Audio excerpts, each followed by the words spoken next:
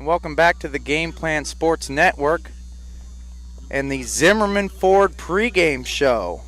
Zimmerman Ford in St. Charles. For over 80 years, Zimmerman Ford has been selling and servicing cars and trucks. Visit Zimmerman Ford on Route 64 in St. Charles. I'm James Sams, and I'm joined today on today's pregame show by Brian McMahon, head men's and women's soccer coach at Greenville College in St. Louis, and also acting as the national vice chair here for Division I men's soccer here at the NCCAA. Say hello. Hey guys, I appreciate the opportunity to be here and looking forward to a good match. All right, couple questions for you really. We're just going to start off talking about the NCAA Division III and their perception here at this level. If you'd like to expound on that. Well, I think being a Division III, coach myself, it's exciting to see Judson here against playing Geneva Division III school. And, Division III kind of has a little bit of a stereotype to it, sometimes well-deserved and other times not necessarily. But I think the thing that holds true with Division III teams is work rate, hard work, kind of blue-collar teams, teams that won't give up, teams that won't,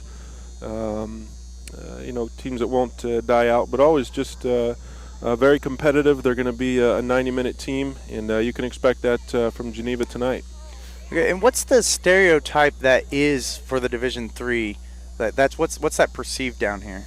Well, I think some of the unique things about Division III is it's the largest division, in the country. So whether NAI, D1, D2, I think there's like 425 Division III schools, and so when they get down here at the national tournament, it's a very unique opportunity for the teams. But NAI obviously has a lot of scholarship money with various schools, and at Division III you don't have athletic scholarships. So the majority of your players are whether on academic opportunities and financial aid that way, or just choose a school for one reason or another. But I think at times that lack of financial commitment can be looked on negatively. At the same time, it kind of creates a unique, unparalleled deal because there's not any type of overarching money held over somebody's head. So, team chemistries are generally really good at Division III schools because there's not anything that obligates them to playing other than just playing for a program because they have a certain passion about it. And team chemistry, team unity, traditionally is very good amongst Division III teams. Okay. And how does that dual affiliation work with the Division III and then the NCCAA Division I? Because Division I gives scholarships, correct? That's correct. If you look at Greenville, for example, this year, our guys won the conference championship tournament. So we went to the NCAA tournament. However, after that, we lost to Dominican. The NCAA does not let you participate in two national championships. So this year we could have competed for the NCCAA regional tournament. However, you could only do one or the other. So that's kind of a unique deal about the NCAA. The NCAA is a little bit more guided in terms of restrictions and regulations. Okay. We're just going to take a quick break here and mention Zimmerman Ford, who's a sponsor of this pregame show. Zimmerman Ford in St. Charles always has hundreds of the best used vehicles in the Fox Valley, each at rock bottom price. Zimmerman Ford, a proud supporter of Judson University athletics.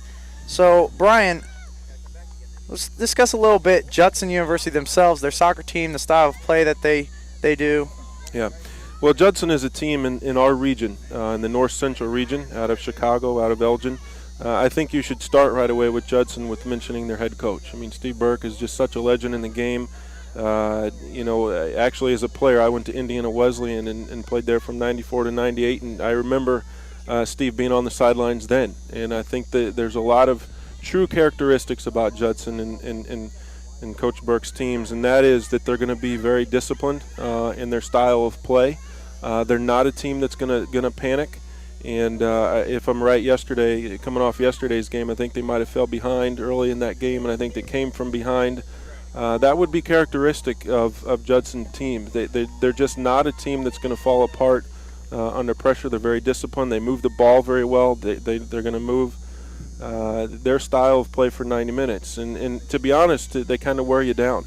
Competing against them and coaching against them, the one thing that that holds true for any teams when you go into a Judson match is trying to stay disciplined defensively for 90 minutes, because at any given point, Judson just has the ability to strike from anywhere. I don't think they rely necessarily always on just one or two players, and their system, their style of play, it's very creative. The combination in their attack is very good, and they're just very methodical in their approach to the game.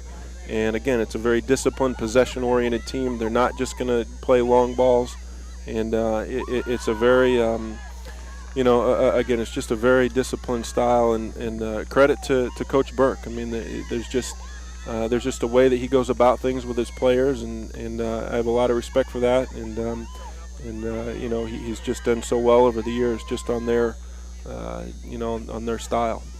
Okay, we'll take a quick break here and mention again Zimmerman Ford, who's sponsoring this pregame show. If you're in the market for a new truck or car at a great price, be sure to visit Zimmerman Ford on Route 64 in St. Charles. Zimmerman Ford is proud to support GPSN's coverage of Judson University men's soccer at the 2011 NCCAA Fall Championships. One final question here, or really just what you see happening in this game, predictions, keys to the game, how you see this playing out. Right. I think it's going to be a very interesting matchup with the two teams. I think Geneva, I don't know their background in terms of when the last time they were at the national tournament, but I know it's been a few years. They came out very emotional yesterday, the very high-intensity team. I think they're going to come out the same way tonight. I think they're going to work very hard. I think the emotion is going to play into their effort. So at the same time, I think Judson is going to maybe to start the game, you might find them sitting back a little bit, trying to maintain a little bit of possession of the game. I think they'll try to slow it down a little bit and wait till their style can be implemented. So I think both coaches are going to be trying to see who has the upper hand to start the game based on the way they try to go about things. I would expect a high intense game. I would expect it to be close. I don't think either team has a real leg up on the other where it's going to be a one-sided affair. I think both teams will have good opportunities through the course of the game. But that's what you expect over the national tournament. It's going to be quality teams who deserve to be here, and of course both Judson and Geneva did well in their regional playoffs, and it's an important game. You're playing for this game to go to the national championship game, and it's just an exciting opportunity for all these guys. And I know the feeling from a player, I know it from a coach, and now an administrator. And there's something special about this tournament.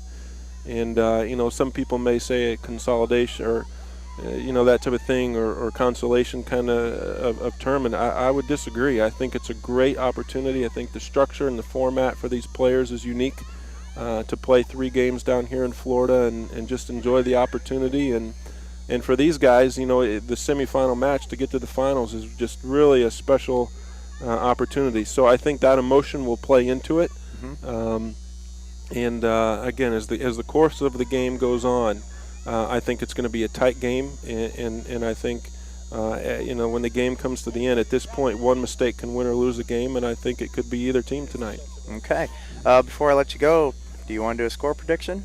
Oh, boy. To be honest with you, I think Geneva, I think they'll start. I think they'll go up, but I think a little bit like yesterday, I think Judson will win in the end in a tight game, because I think they have the experience. They've been here before, and I tend to always go with experience in these situations. Okay.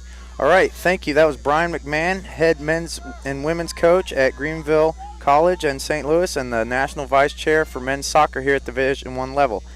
This has been the Zimmerman Ford pregame show. Zimmerman Ford in St. Charles always has hundreds of the best used vehicles in the Fox Valley, each at rock-bottom prices. Zimmerman Ford, a proud supporter of Judson University Athletics.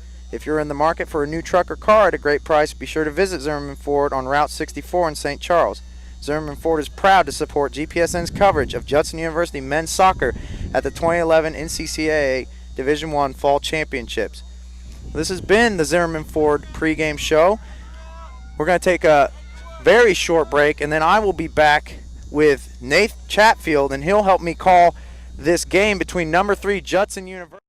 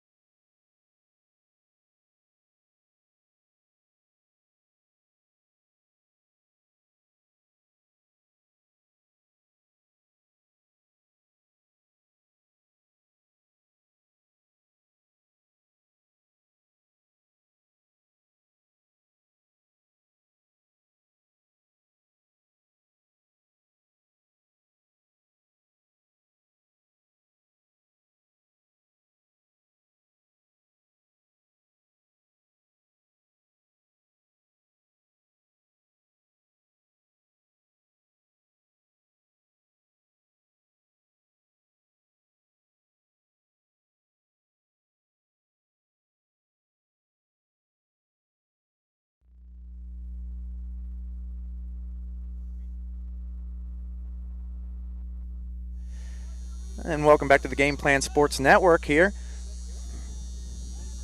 I'm joined now by Nate Chatfield, four-time first-team All-American at Northland International University and head women's coach there now. Nate? Good to be here. Good to be here.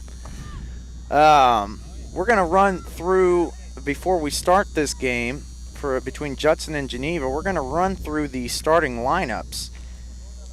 And then I'm going to get Nathan's opinions here before we start this game. So for the number 7 seed, Geneva College,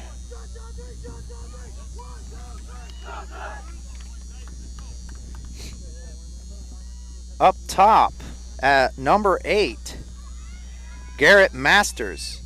Number 11, Jeb Nash. Number 10, Ted Kurzwicki. Number 7 in the midfield, Jake McCracken. Number 17, Jeremy Troutman. And number 14, David Gerlach. And in the back line, number 4, John Shipley.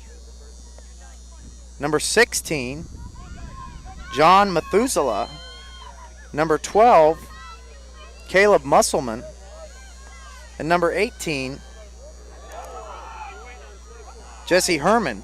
And in the goal, number 33, Brian Butler. Now for the number 3 seeded, Judson University. Up top, number 11, Mike Toby. In the midfield, number 7, Jeff Lee. Number 20, Mariano Catuli. Number 14, Fernando Alvarez. And number 21, Kerry Beanert. In the defense, number 9, Martin Kashaba. Number 3, Corey Burke. Number 25, Micah Price. And number 8, Santiago Munoz. Also, I'm sorry, that was the midfield. I did the defense line. In goal, number 1, Neil Thompson. We'll get it right once we start the game, folks. Exactly. I had my sheet upside down, but anyway, so the number 3 Judson University against number 7 seed Geneva College. Number 7 seed Geneva pulling the upset yesterday of Palm Beach Atlantic. And Judson University roaring back to win a game that they were behind 2-1 against Grace College. Nate, your thoughts on this game? Well, I think on the Geneva side, definitely the surprise of the tournament so far, the number 7 seed upsetting number 2 Palm Beach Atlantic. I think they are going to be up for this game. Really, if you go by seeding, they're not supposed to win that game. The number 2 seed is supposed to have a fairly easy route to the semifinals. Not the case with this Geneva squad. Something they've been chanting like at every huddle, say they're all in. These guys are committed to what they're doing, and I'm excited to watch them play here. On the Judson side of it, this is going to be a fatigued Judson team. They played a double overtime game against Grace College yesterday. Very up and down, very back and forth. They were given a penalty 50 seconds into the game, took the 1-0 lead. From that point on, Grace really controlled most of the first half. Judson able to roar back after conceding 2 goals in that first half, able to tie the game up in the 81st minute versus Grace, get through the first overtime where Grace had a couple really good opportunities, 2 goal line saves by a Judson defender, forced a second overtime, and Judson able to overcome Grace in that second overtime. This is going to be a fatigued team. Judson and Geneva both going with the same starting lineups they had yesterday. Judson in the traditional 4-4-2 known for its organization, and then Geneva into a 4-3-3. That's an attacking formation. 4-3-3. They are not intimidated by this Judson team. They're going to come out to play. They're going to attack Judson and force Judson to match them rather than vice versa. We saw Grace a little bit yesterday trying to match Judson every now and then. Geneva is not going to take that approach. They are going to come out and try to attack, and force Judson onto their back heels, which defensively is where they were in doubt a little bit yesterday. Well, I just got done with the pregame show with Brian McMahon, and he was talking, obviously, Judson's style of play, and he expects to see Judson start this game sitting back, seeing, how Geneva's going to play this. Probably from the coaching standpoint, Coach Burke was probably going to see exactly what they're dealing with, and how Geneva's going to play and stuff. So as we've just started here, center ref has blown his whistle and we're underway.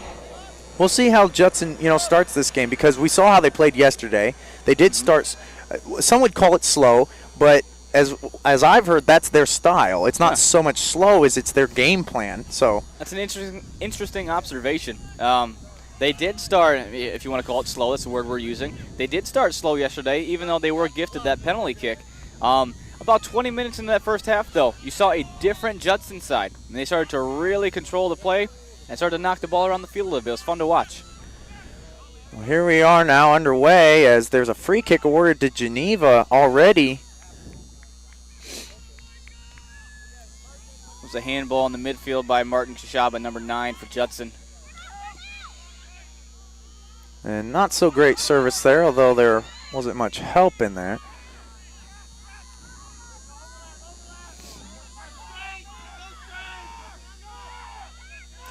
As Judson is in the white this evening and Geneva in their road blacks.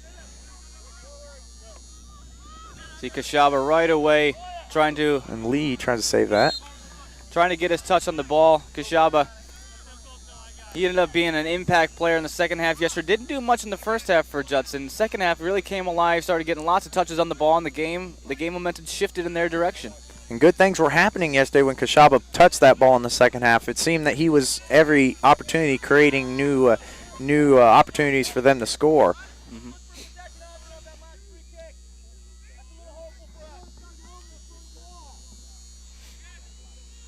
And now Judson just clears that. That's Kashaba. Yeah, Mike Toby trying to run that ball down. Such an active player up top. Mike Toby's fun to watch. An energy player that will bury the ball when he gets his chances. And Shipley just threw that in, and now there goes Masters. The thing I admire, or I like about this Geneva team is it does seem that they have solid players at every position. They may not, they do have some above, I don't want to say average players, but they don't have as many superstar laden as they have solid players at every position who do what they are supposed to do at that position to help the team as a unit. Ooh, a near own goal there from Judson. I think that was Mariano Catulli, number 20, almost turned the ball into his own net. It's a hard-driven ball across the box. Catulli just trying to clear it, almost put that ball into his own net. And now there will be a corner coming from this.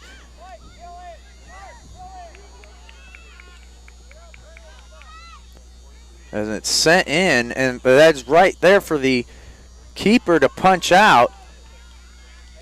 But Geneva still retaining possession of the ball here with a throw-in.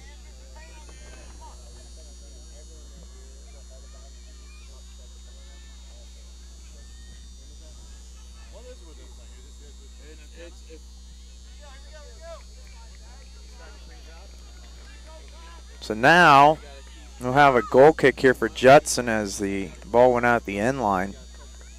Looked like it was Ted Kraswicki down in that corner trying to get to the touchline, have the cross, and it just trickled over the end line before he could have the cross. Geneva, which they played the first game of the tournament yesterday, so it's been a little bit since they've played compared to other teams here. And honestly, those few hours of extra rest, huge. I mean, that is huge at this point. Exactly. Not to mention they already have a deep bench with 30 players on their roster. And Shipley here in front of me is going to throw the ball in to Nash. And here's Nash. Nash just about getting free down that left-hand sideline. He was the one that forced the near own goal out of Catulli a few moments ago.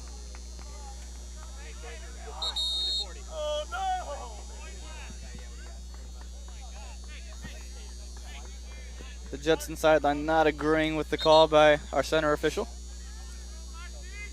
already having a word with Martin Kashaba, number 9.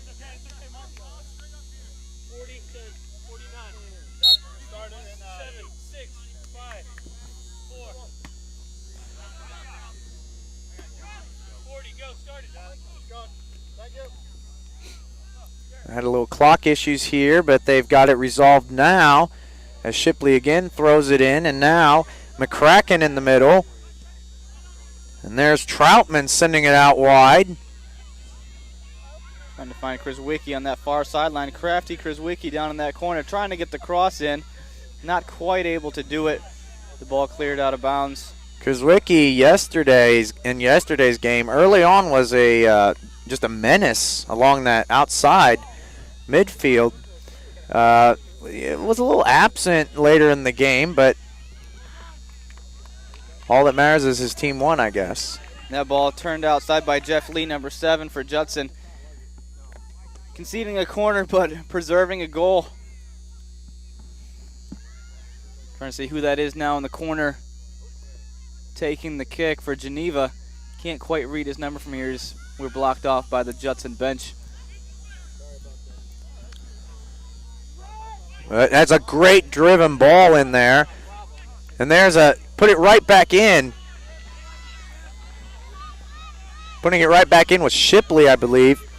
But right into the keeper Thompson's hands. Shipley not able to get much power on that. He struck the ball like it was a few feet off the ground, so trying to get any power on that shot is difficult. It was a good effort just to get that ball on frame. There's McCracken. And now Troutman. He has the ball taken away from him. Here comes Lee and for Judson, but Judson still retaining possession here now, and now they've turned it over to Geneva, who sends it forward. Jesse Herman trying to find Chris Wicki down that far sideline. Now playing the ball into the middle again is Herman. Not quite able to get to Nash on this far sideline, on the near sideline rather.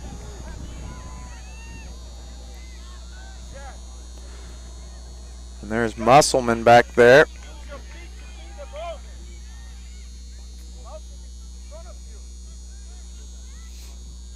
See Kashab on the far side of the field. Now he started out on this outside right. He's been given a little bit of freedom by the coaching staff to move where he pleases. Already sensing some frustration from Kashab, but already had a word with the official a few moments ago. Just reading his body language, seems like he's frustrated with something. Maybe some physical play. Referee having another word with him.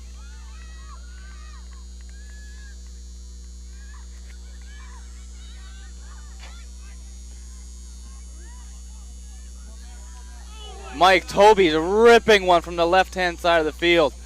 What a strike. Mike Tobey running onto that ball, headed forward. Tom Cruise whipping that ball with his right foot. No one there on the back post to meet it. Ball now with Corey Burke, the far left-hand side. Geneva able to see that ball out of bounds, force the goal kick. That's going to result.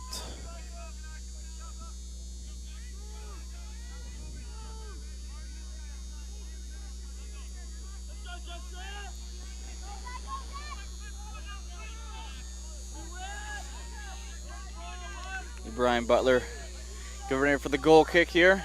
Slight breeze blowing from left to right across your screen. There's Troutman in the middle, and now Price has it. It's it forward. There's Kashaba with the ball. Taking down the left-hand side. Dangerous Kashaba. Just wide. Just missing that far post. Couldn't have been more than a foot off the post. Great individual effort by Martin Kashaba down that left-hand flank.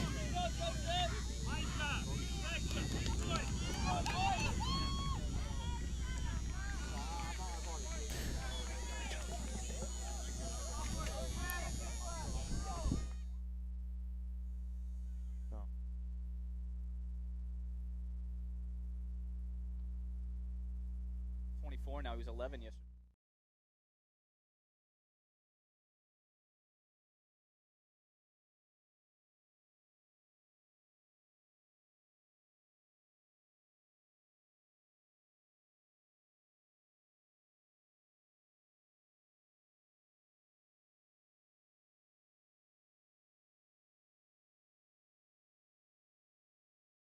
For Geneva, Judson's really going to have to protect their line here.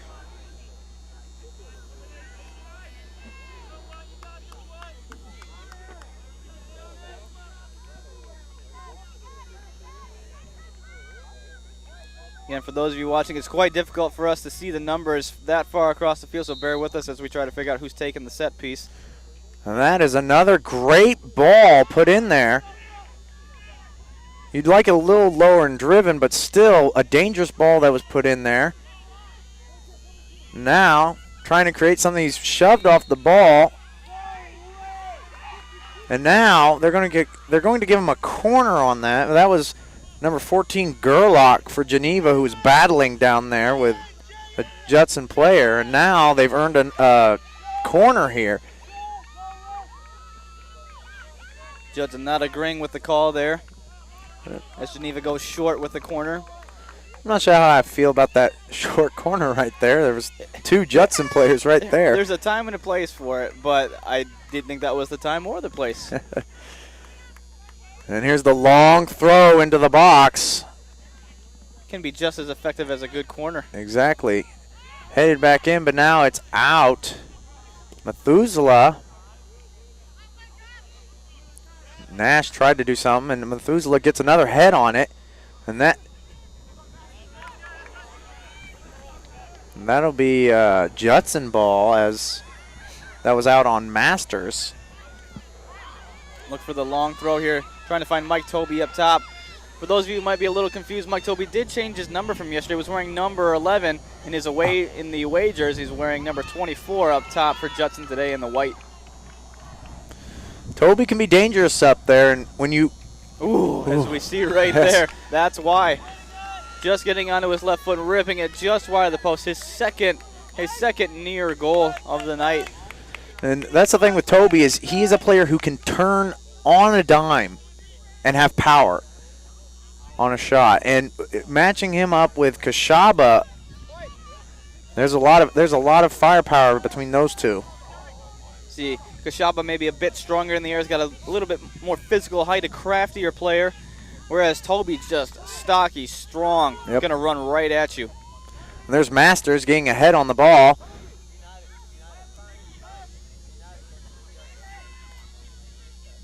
Making the through run there. Looked like that was Santiago Munoz making the run down the line. Krzwicki now coming down the line for Geneva. A fairly open game to start off here, JD. Back and forth a little bit. Neither team really settling in defensively yet. Judson still maybe trying to feel this game out, but it's been back and forth so far. Been an entertaining contest these first 13 minutes. It really has.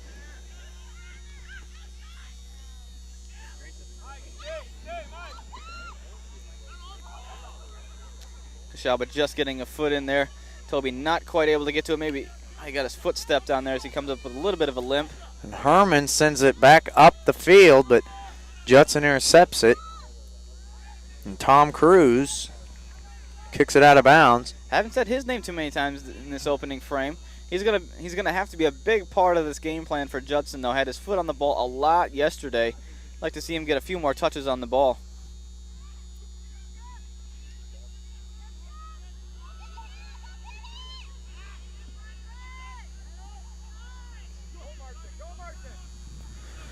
And there's Toby running onto the ball looking for some help as Kashaba's streaking in with Cruz.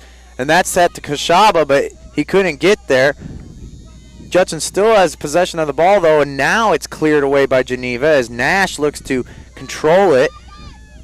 Controls it right to Kashaba, though. Exactly. Goes for the Meg, not quite able to pull it off. But Shipley gets it to Masters, who heads it forward, but Judson is there, and they send it back the other way. Toby getting ahead on it.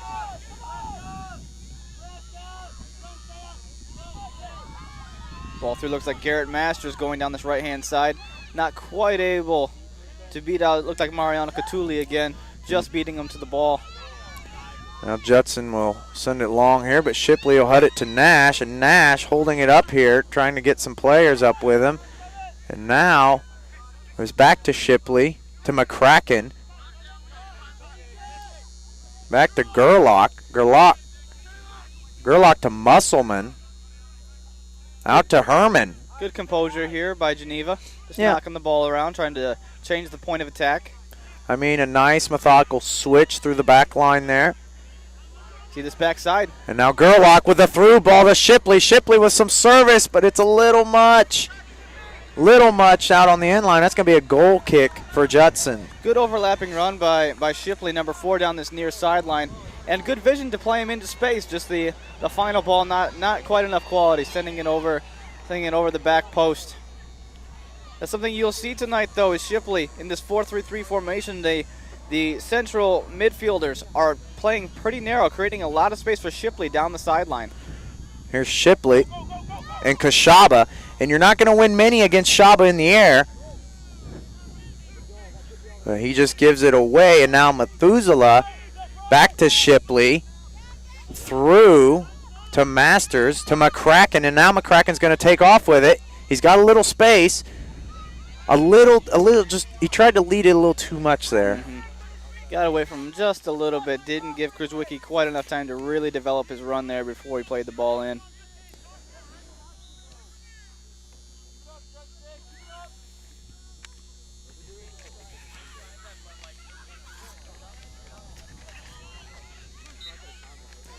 And we're going to have a foul here. And while we reset the ball here, I'm going to tell you about the Kissimmee Guest Services. It's the most trusted name for attraction tickets in Orlando.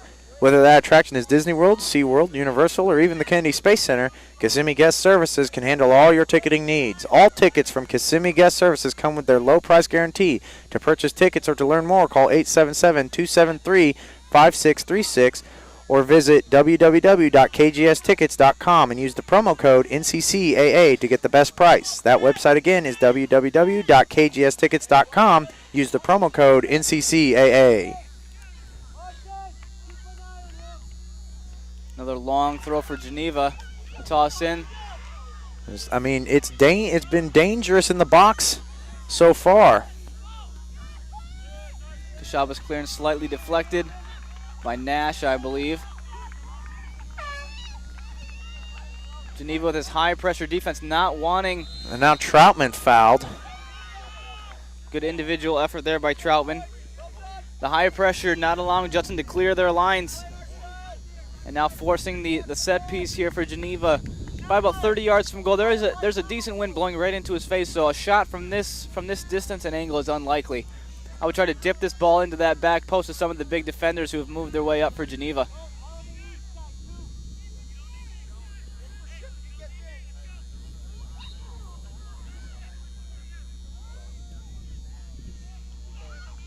And the keeper comes out to get that one. They're imploring him to go quickly here, and he does, especially with the wind at his back. We saw last night Neil Thompson quite quick to come off his line and win those balls. Saw another example of it there. So we got Jake McCracken going down the far sideline. 1 versus 3 in that far corner. Tried to get some service there, but the deflection might have helped them even more. That was a little too overplayed there. And result in a goal kick. Jeff Lee seeing that ball out of bounds. Holding off Jeb Nash, number 11 for Geneva.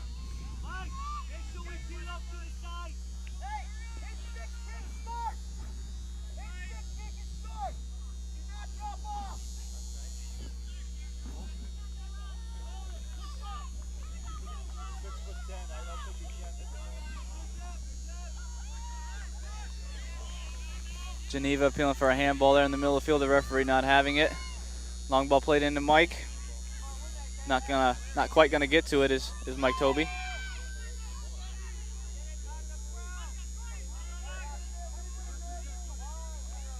Good patience by Methuselah, picking out the right pass. Looked like Garrett Masters maybe got stepped on a little bit there. Always painful. Methuselah sending it forward when McCracken's there, but a little too much, and Thompson will handle it.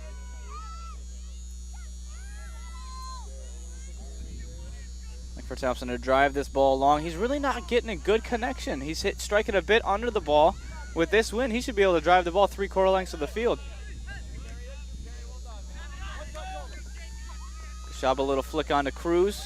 Cruz unable to bring it down.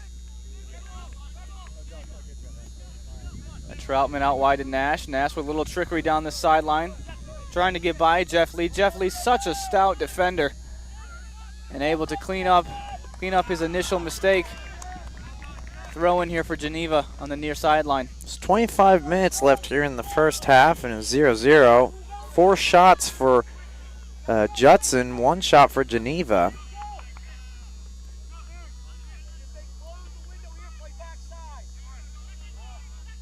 And now a corner resulting from this. Geneva's had quite a few set pieces here early on. Mm-hmm. Yeah, I'm recognizing too some of the body language and reactions shown by these Judson players. I don't think they're making a friend of the officiating crew right now.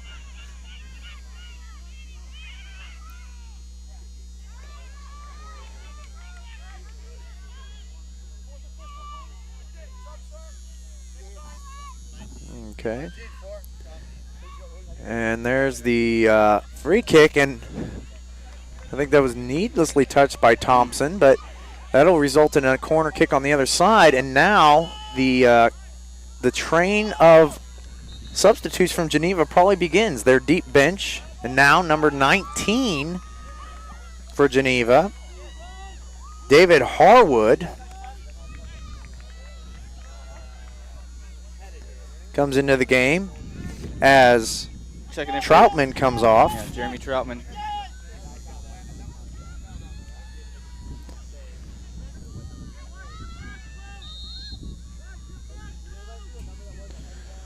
Here's the corner kick, and that's a dangerous ball, but headed out by Judson.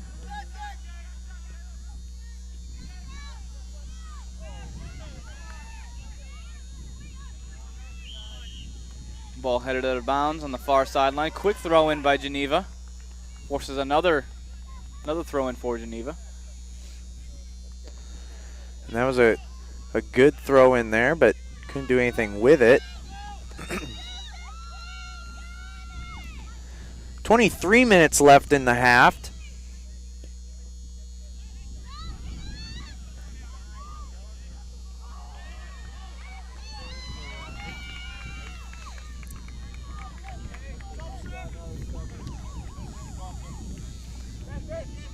Another substitution for Geneva College.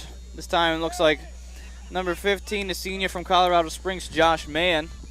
This is one of Serginho's favorite players as Masters comes off. Number 15,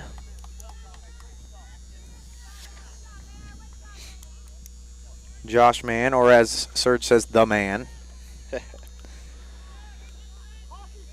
He is a great player to be able to come off the bench because I think he would probably start normally. I just think that's how deep Geneva is, and when he comes off the bench, he's pretty good. That's a great asset to have, is when you have quality on your bench, especially with the substitution patterns that we have in the NCCAA. I mean, you can substitute just about as much as you want, as opposed to professionals. If you don't make that starting 11, you got 3 opportunities to get into the game. Exactly.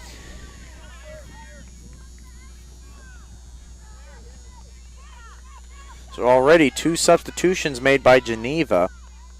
Expect to see many more because that's their MO here with the deep bench.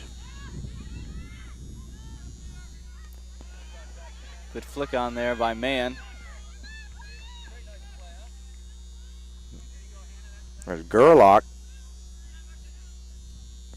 Shipley getting involved in the middle there.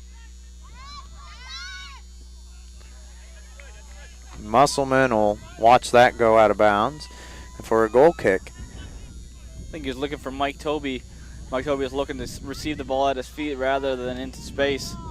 There are times as a lone forward, I mean, yes, you're going to make through ball runs every now and then, but most often you want the ball at your feet. Nobody wants to make a 40-yard run when there's in reality not too much of a chance that anything is going to come of it. Oh, a dangerous flick on there. Toby falling down, trying to just put it anywhere near the goal, knowing that the keep was out. But that was a dangerous trying to head that back. Yeah, I couldn't tell if he was trying to head it back or it was just a mistimed defensive header that went back. I think it was a mistimed defensive header. Either way, though, it was quite dangerous with Toby lurking. And Toby, that's the thing about Toby, is short and stocky, powerful, but every once in a while there's a burst of speed that comes out of him that you really don't expect. As Shipley gets it forward to Mann. Not quite able to control it. Cruz with the flick on. Toby coming back to receive it.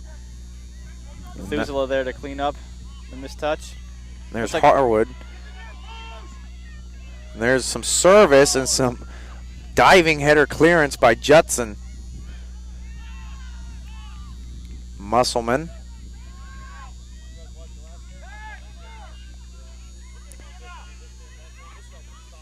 Kurzwicki. Cruz with the interception. Now looking for Kashaba. Kashaba not on the same page, not wanting to make that through run right now. Ball gets all the way back to Brian Butler, who opts to go short. Rolls it out to number 4, Shipley. Taking it down this sideline. Good patience here by Geneva. Yep. And Methuselah just sends it long there, and now Mann trying to get onto that, but no, McCracken again trying to hold it up there to get more players up, but not happening as Toby tries to flick it on here for Burke. That's cleared by Geneva. Nash goes up. Mann much more of a physical presence than Masters was before him. It's an interesting dynamic. There's a decent amount of speed around Mann, so this gives him the ability to be that traditional target forward and just hold the play up and allow the speedy strikers in, around, and behind him. As you see Kurzwicki flying down that far right-hand side, just poked away by Alvarez down the far sideline. That was a great ball by McCracken. Just a little much on it, but that was a great look. Yep, it really was.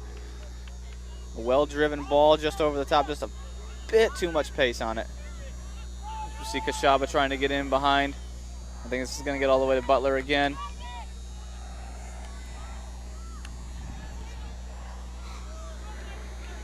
He'll send it long. Cruz gets ahead on it but doesn't win it. And now Geneva retains possession here as McCracken sends it out to Nash. Nash dancing with it, now drops it back to Shipley. Shipley to McCracken. McCracken inside to Harwood.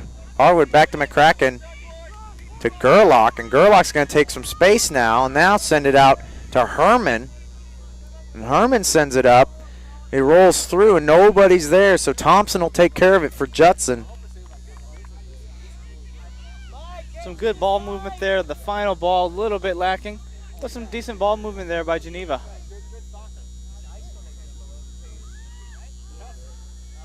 Mike Toby with a good win. He's got some pace going forward. Watch for the strike here. He opts for the... It was. I've seen a lot of acrobatics for apparently no reason here at the tournament, and I don't know if that's just a Division I thing or if that's just... As a forward, I just laugh at goalies sometimes when they do their somersaults and stuff. I mean, ball is obviously 15 feet wide of the goal, and he does a little somersault. Well, Butler sends it long here, but Tom Cruise is going to get... Nope, Tom Cruise couldn't get to that ball. Methuselah cleaning it up here. Now McCracken. Methuselah, a stabilizing factor out of the back for Geneva. I've enjoyed what I've seen out of him so far. A powerful presence, but also has got the ability to play the ball into his forward and his midfielder's feet.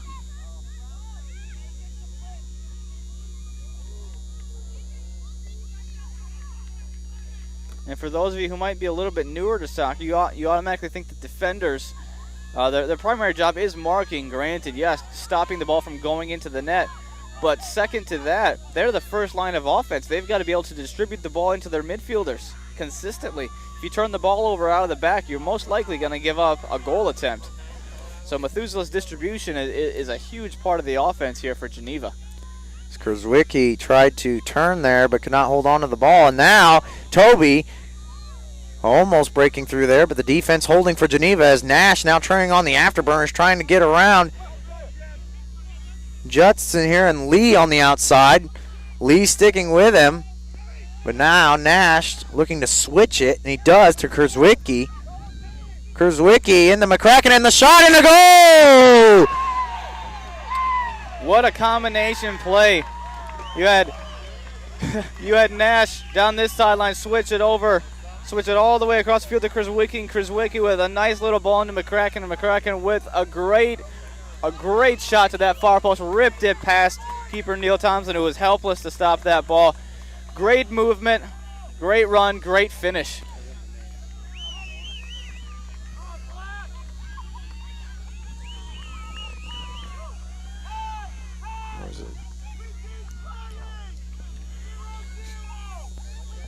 So, in the 30th minute, Jake McCracken puts Geneva up 1-0 over Judson. Now, Judson was up 1-0 early yesterday, but then eventually went down 2-1 in the first half. So, and they came back. So, obviously, it's only one goal. I wouldn't say this anyway for any team, but you can't count Judson out here. You can never count Judson out. And Coach Gary Dundon knows that. He yelled right after the goal, it's 0-0. It's still 0-0. You cannot go to sleep on this Judson team. You know they're going to hang around. They are going to create some chances with Toby and Kashaba up front. You need to keep playing. Don't sit back in your defensive zone. Get forward and attack a little bit. If you want to sit back against this Judson team, they will bring the ball down your throat over and over and over until they just pound a goal out of you. We saw that yesterday against Grace. Grace opted to sit back, and Judson made them pay. Exactly. You really just have to adopt their style to defeat them, and that is to go at them for 90 minutes. You have to continue to go at them. As you said, Grace yesterday was content with the 1-goal lead, sat back, and Judson took advantage of it because they never quit. You're absolutely right. As, again, the cavalcade of substitutes from Geneva is, getting started here. As number 6, Ben Macon is checking in here at the scorer's table. Good physical play there by Josh Mann. Such a strong presence, looking to go through here. Not seeing it, but here goes Jeb Nash through the middle, looking to keep possession of the ball. 3 defenders around, thought that Krzyzewski wanted to go to the corner. Krzyzewski does get to the ball. A little bit of trickery down that corner, tries to whip it in. Not ever going to make it to... that ball had some English on it. Made it tough for his own keeper. I'm going to tell you about the NCCAA's Game Plan for Life Character Program. It's a biblically based answer to today's need for real character. With 4 cornerstones, love, integrity, faith, and excellence, this program is designed to assist today's teens and collegians in finding their personal game plan within Christ's calling. Contact the NCCAA National Office at 864-250-1199 or check out their website at www.nccaa.org to find out how to schedule a presentation for your school, church, or organization.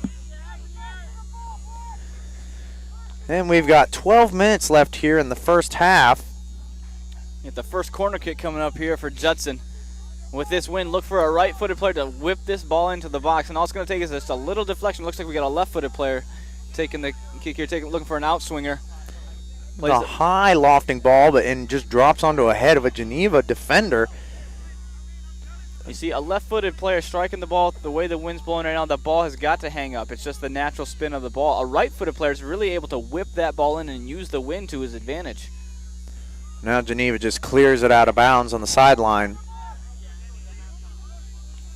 So, the number 3 seeded Judson University is down a goal to the number 7 seeded Geneva College.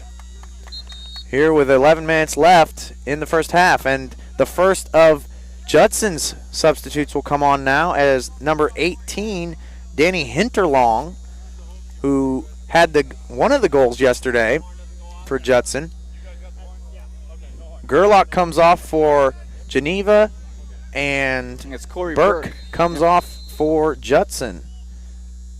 So Hinterlong replacing Burke.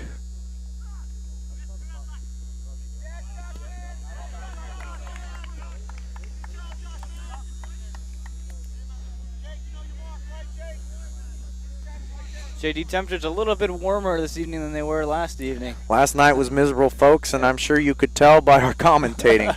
Last night it was wet and cold and windy, and tonight it's chilly, but it's not damp yet, at least, and hopefully we can keep from that. But again, a beautiful night for soccer under the lights here. As Toby's getting shoved around by Methuselah back there. Trying to get around, and he does. Toby now one to beat in Musselman. But the keeper. And the cross deflected there. The keeper able to clean it up. Not many players at this national tournament are able to push Mike Toby around, and Methuselah is one of those players. Toby's so strong on the ball. Still able to get through the challenge and almost get the cross in. Now Noah Price is checking in here at the table for Judson. So again, if you're watching the webcast, we are having some issues with the scoreboard. I wonder if the temperatures have something to do with this, or just the fact that these scoreboards have been running nonstop for the last 48 hours. Well, when I was here for the Division II tournament, I actually heard them say that they have a problem with that particular clock because moisture gets inside of it. And obviously we've had a lot of moisture out here. Yes, we have.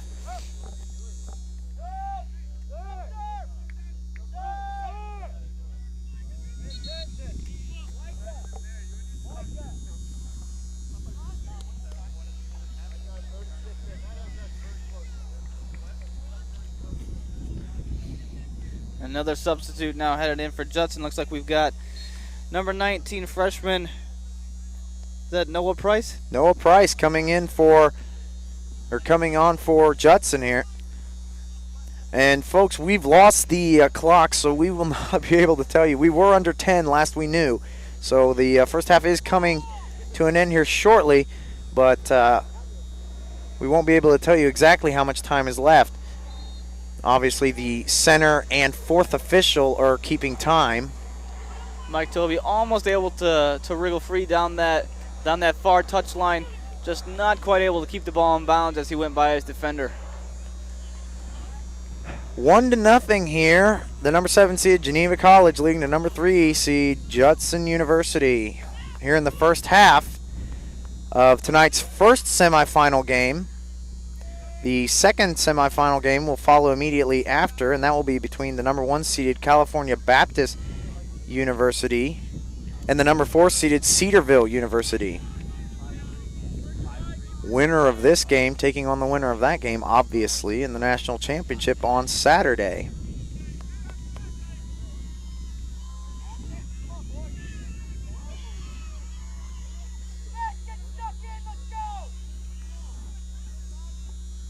As Judson sends it forward for Toby. Toby trying to hold it up here.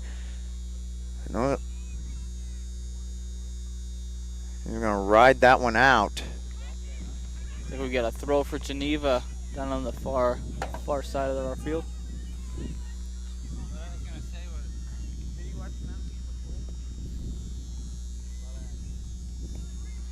And for those of you who might be wondering, the official time is now on the head referee's watch. Should something go wrong with the clock, like has happened here today, time automatically shifts to the referee's watch. So he has jurisdiction of when to blow the whistle. Kashaba with the ball at his feet. Now he sends it in. And I think that's a good no call by the referee there. There was some contact, maybe a little bit of grabbing, but not enough in my mind to warrant a foul. Not inside the box, at least. From the Geneva perspective, though, I wouldn't tempt fate. I wouldn't try that too many times. Though, keep your hands off. Exactly. As Toby gets around Methuselah, Toby with a cross along the ground. That was a beautiful cross. If it could have got through to Tom Cruise, I believe that was on up there, maybe. Fernando Alvarez intercepting the pass on that far sideline. Looking to find Alvarez again. And the wind is starting to gust a little bit out here.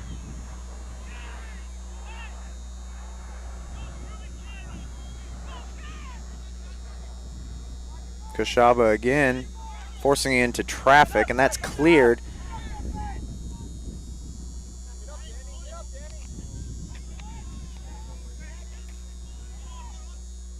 There's Nash. Goes out of bounds. The Holiday Inn Main Gate East is the official team hotel for the 2011 NCCAA Fall Championships. Enjoy complimentary parking, internet, and hot breakfast at the Holiday Inn Main Gate East. To book the $76.99 special rate with no resort fees, book online at gpsnonline.com or by calling 800-327-1128. That's 800-327-1128. Be sure to ask for the NCCAA non-participant rate. That special $76.99 rate is valid through December 11th. Mike Toby getting free down the sideline again. Toby's been an animal in this first half. He really has. Trying to get that cross in. Judson appealing for the corner. The ball must have been out of bounds before Toby was able to cross, and the goalie obviously not get further away from his goal. Now number 5, Keenan Barr, checking in. Checking in for Jeb Geneva. Nash. Jeb Nash down this near sideline here to us. So already four substitutions for Geneva. And the play doesn't drop off. Oh, and that's so huge. I mean, substitutes are such a gift to their coaches when they're able to come off the bench and not only keep the play going similar, but raise the level of play. Well, it also says something, and the clock is going to stop here. And there's the card for Kashaba. Referee, please pay attention now. Let's go, White. That's 3 straight back goals. Okay, come on. Judson coaching staff not thrilled with the job done by the officiating crew. See Kashaba picking up the yellow. We could have guessed that was coming. Well, and now Kashaba has to be careful. You don't want to lose him. And with his style of play, which tends to be a bit more energetic, he likes to go in on tackles, and rightfully so. He's now opened himself up to possibly getting a red card, which would, should Judson win this game, would eliminate him from the finals and also make his team a man down for the remainder of this game. Exactly. And you can sense the frustration from Kashaba. You see him raising his arms quite a bit, looking over at the coach. And now number 16 may be checking in here to get Kashaba out. I think you're correct. Number 16, Eddie Philpott.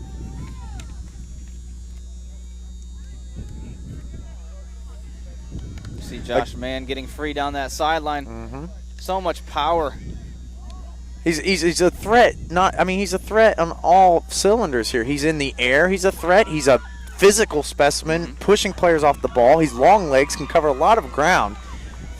He's got decent breakaway speed. It really does. Again, folks, we do not know because of the clock problems how much time is left, but it can't be much more. Probably 2 or 3 minutes, I would say. Would be my guess. Here in the first half of this game, as Kashaba just lost the ball there. Now Mann with the ball, holding it up for his teammates. Now giving it to Harwood. Harwood out to Herman, I believe, and Herman's going to send it long and out of bounds, giving the ball right back to Judson. Now we'll have that substitution as number 16, Philpott, comes on. And so does number 22, Brandon Paulus for Geneva. Of course, Kashaba did come off, but also number 2, Petrie for Geneva. So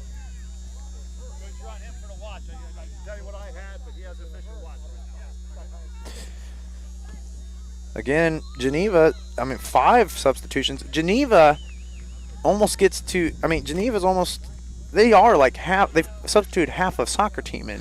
They really have. Well, it's nice, especially in this second night.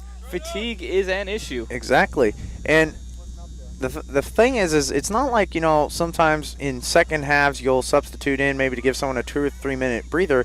No, this is the first half, which means 1, you can't come back in, but 2, that these players are logging significant minutes, not holding down the fort. I don't even like that to say that about them. I think they're contributing as much as anyone who's starting. They're going to get a corner out of that as another substitute comes off the bench for Geneva here, number 20. It's like David Harwood.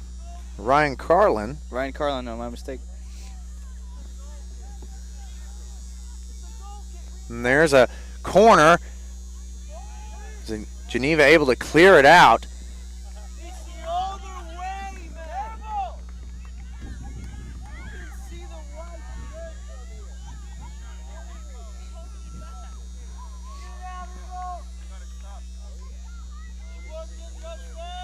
Coaching staff from Judson not making friends with this officiating crew. There comes a point you want your voice to be heard as a coach. You really do, and I think it's a necessary part of the game. The referee needs to know that you're there and you see what's going on. However, there is that balance you always have to find. At some point, you've got to just subdue your emotions and say, we're not getting the calls, and the more I yell, the fewer calls I'm going to get. Exactly. It's kind of like you can't burn your capital all at one time. As man is going to come off, number 15, Josh Mann comes off, and number 20, Ryan Carlin, replaces him for Geneva. What we saw at the beginning of the game, we saw Garrett Masters up top, a smaller, faster forward looking to run at the defense, was substituted out for Josh Mann. Now Josh Mann substituted out, and another player coming in, that Ryan Carlin coming in, a smaller build. I bet you he's going to be the type of player who's going to look to run at this defense hard for these final however many minutes we have here. Cannot be many. There's McCracken in the middle.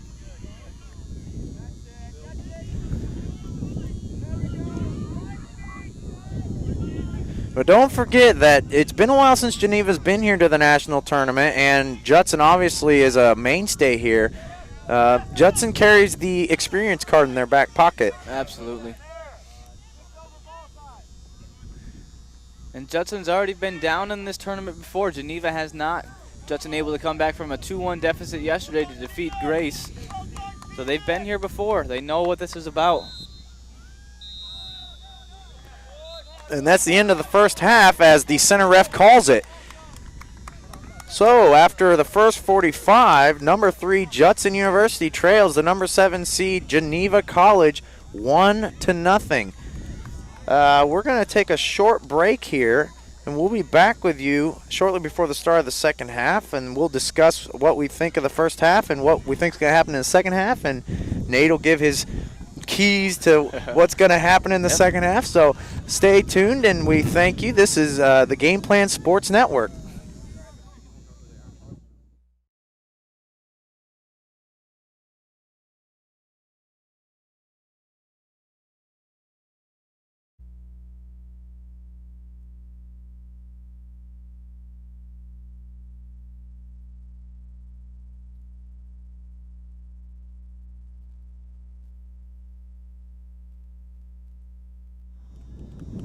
We're back here with the Game Plan Sports Network. Halftime almost concluding here. Oh my goodness, Nate, what do you think? I mean, what do you think of that first half? I think it's a good first half. I think we mentioned before that we thought Judson might try to feel their way through the opening few minutes. I did get that impression from them a little bit. You saw Toby just running his socks off up front, and Kashaba working hard. The rest of the defense seemed like they were just trying to find a little bit of a rhythm, whereas Geneva came out guns blazing 100 miles an hour and able to put in a goal there to give themselves the lead. And now they're going to have a wind advantage here in the second half. So I anticipate a hard-fought second half. We've mentioned over and over that Judson always finds a way to hang around, and they are a dangerous, dangerous side. When they hang around, they always find a way to put in a goal or two. So I think if you're Geneva, you cannot afford to just sit back and defend. You've got to come out. You've got to continue to play the game. Do not just sit back and let Judson cram it down your throat. Go out and attack them. Force them to continue to play. Exactly, and that lone goal coming from Jake McCracken in the 30th minute, and that gives number 7 seeded Geneva College a 1-0 advantage on the number 3 seed Judson University. I think you're absolutely correct. We know the MO on Judson. We know that they finished the game strong. You know, they finished the game strong. And for those of you who are just joining us and didn't see yesterday, they trailed 2-1 to Grace College all the way up until the 81st minute when they found the equalizer. So they will hang around. But I do believe that Geneva is the team that can do that because, as I said last night on our podcast, that Geneva played the whole game yesterday too. They played it, you know, from wire to wire, didn't ever give up, and part of that I think comes from the fact that they have a deep bench. Yep. But so I think if you're going to find a team that can beat Judson, I think Geneva's the team. And I picked Geneva last night on the podcast. We'll see if that comes to fruition. Right now they're up 1-0 as we start the second half here.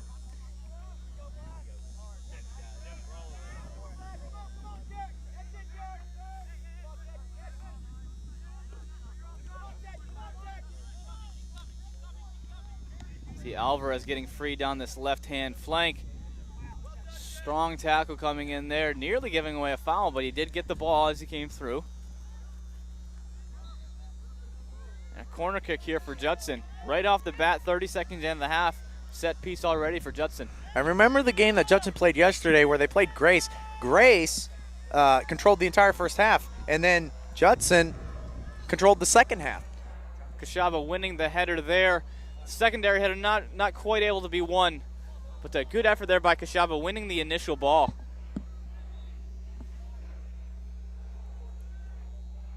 Kashaba receiving the ball off his chest. Going for the flick through. Geneva defense having none of it. Now they've organized a counterattack here.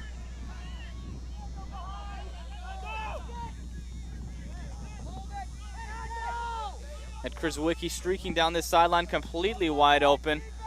As Fernando Alvarez was caught a little bit out of position, he was pushing forward trying to get a goal.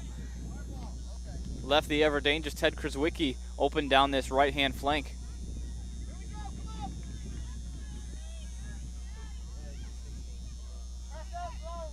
Well, Toby holding it up now for Judson. Looking for an outlet here, and it's taken away from him by Nash. Nash, he can't handle it, and that'll be out, and a throw-in for Judson. You know, someone I've enjoyed watching this tournament is Jeff Lee, number 7, outside defender for Judson. Not the most skilled player on the field, by no means, but such a hustler. And it just goes to show you that with hard work and dedication, you can make it at even this level of soccer. This is a pretty high level of soccer. But you got a guy who's out there just a workhorse, working, never stops running, never stops pushing. It's just a joy to watch. One of my former coaches has said you need artists and you need soldiers, and he is definitely a soldier. And there are definitely some artists out here as well. And you got a couple players who are both. You look at Mike Toby, who is a soldier and an artist. Always nice to have a player or two like that on your side. And I would say Kashaba is also a player like that for Judson, artist and a soldier. You know, going the tackles really hard, but then he's got terrific footwork, and he can place a ball terrifically well into the box also. Agreed.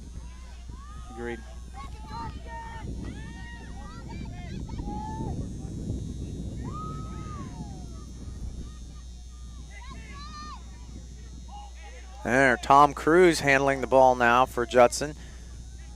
He gives it back, or tries to give it back to Munoz, but Geneva here.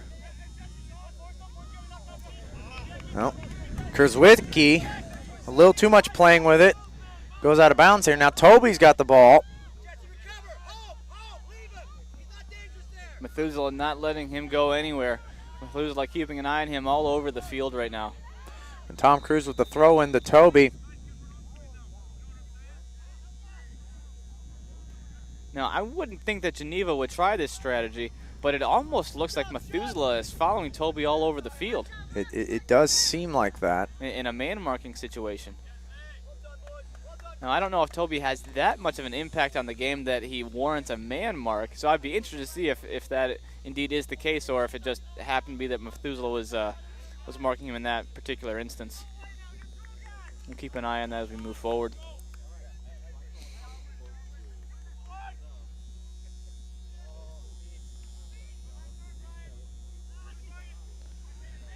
And here's Methuselah again. And this is Herman. This is Herman on this side. And here goes Troutman. He loses the ball in the middle. Not on the same page with Masters there. Masters trying to look for the diagonal, little touch through. Troutman trying to play in the square ball. And Alvarez sends it long. Toby with a flick on, but there's Methuselah. Toby imploring his midfielder, say, hey, when I'm going up to win that ball, you got to be making the secondary run. If he's not making the secondary run, you're kind of leaving Toby hanging out to dry. Not much you can do. Ball played up to his head. He's obviously not going to trap it with his head, so he's looking to flick it on or drop it back. And if he's doing all the work to flick the ball on, you better have someone running through on that second ball. Exactly. And here's the free kick by Alvarez. Good effort there by Kashaba, not quite able to win the ball. Tom Cruise now possessing a little bit. Tom Cruise sending a through ball here. And there's Lee. There he is, soldiering down that sideline, caught a little bit out of position now. And now Masters tried to get a piece of that, but he couldn't. And now Alvarez will have it in the back line here. A little dangerous pass there in front of Masters.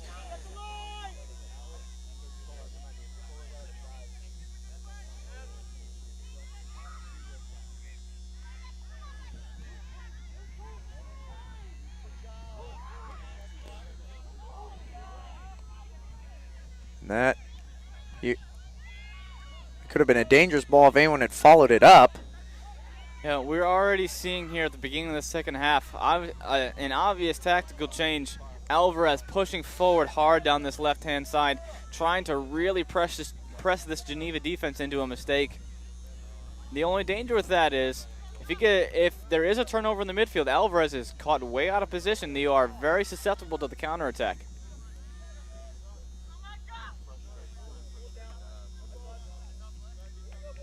That's off Kurzwicki. Alvarez giving him no space to receive that ball. And here's Herman, will throw it into Kurzwicki again, who heads it on and forces Judson to kick it out there.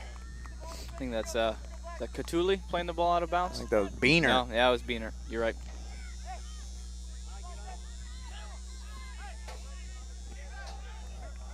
Calling for the short throw here.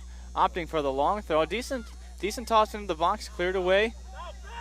Dangerous ball, but again, you know, at this level, it's a lot better than the Division II when I see players attacking a ball, but there's so much more that you can do to attack a ball. Absolutely.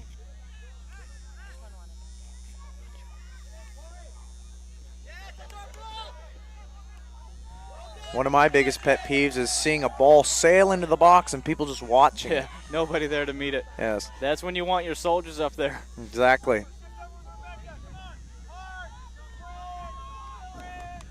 I mean, it's not a bad thing to every once in a while get a foul in the box because you went too hard. You want to see that aggression. And honestly, you give away a foul in the other team's box, it's not going to hurt you. The ball's 120 yards from your goal. Exactly. And now Kurzwicki chasing down Alvarez down the right-hand side here, but Alvarez seeing it out now with the throw-in. You got Coach Dunda imploring his team, push forward, don't let them out. He wants to pin them in here just like they did in the first half. You don't want Judson getting out of their end. Exactly. Tom Cruise playing it to Munoz. Oh. Dangerous. Cleared the ball off his own defender. Shipley over there like, hey, now calm down. It's going to be all right. If that had hit off his head, there's a chance that ball might have ricocheted back into the goal. A booming kick using that big wind. Catulli clearing it back up through the midfield. Ball back outside here to Kurzwicki. And that's back to Herman, who just keeps it in. But gives it up there to Tom Cruise, and now there's a counter going on here with Kashaba and Toby were coming on hard, but some good defense there as they stuck with Kashaba. And there's Masters chesting it out. Maybe a little bit of a push in the back, but again, not enough that I would give it a call there. Now Beener with the throw-in. And Toby sliding in, falling on his back and still getting to the ball. I love watching Toby play. He's an artist and a soldier, like we were saying earlier, but such a workhorse. He never stops working. Exactly, and as a coach, that's something that's the most important thing I think for coaches is hard work. Absolutely.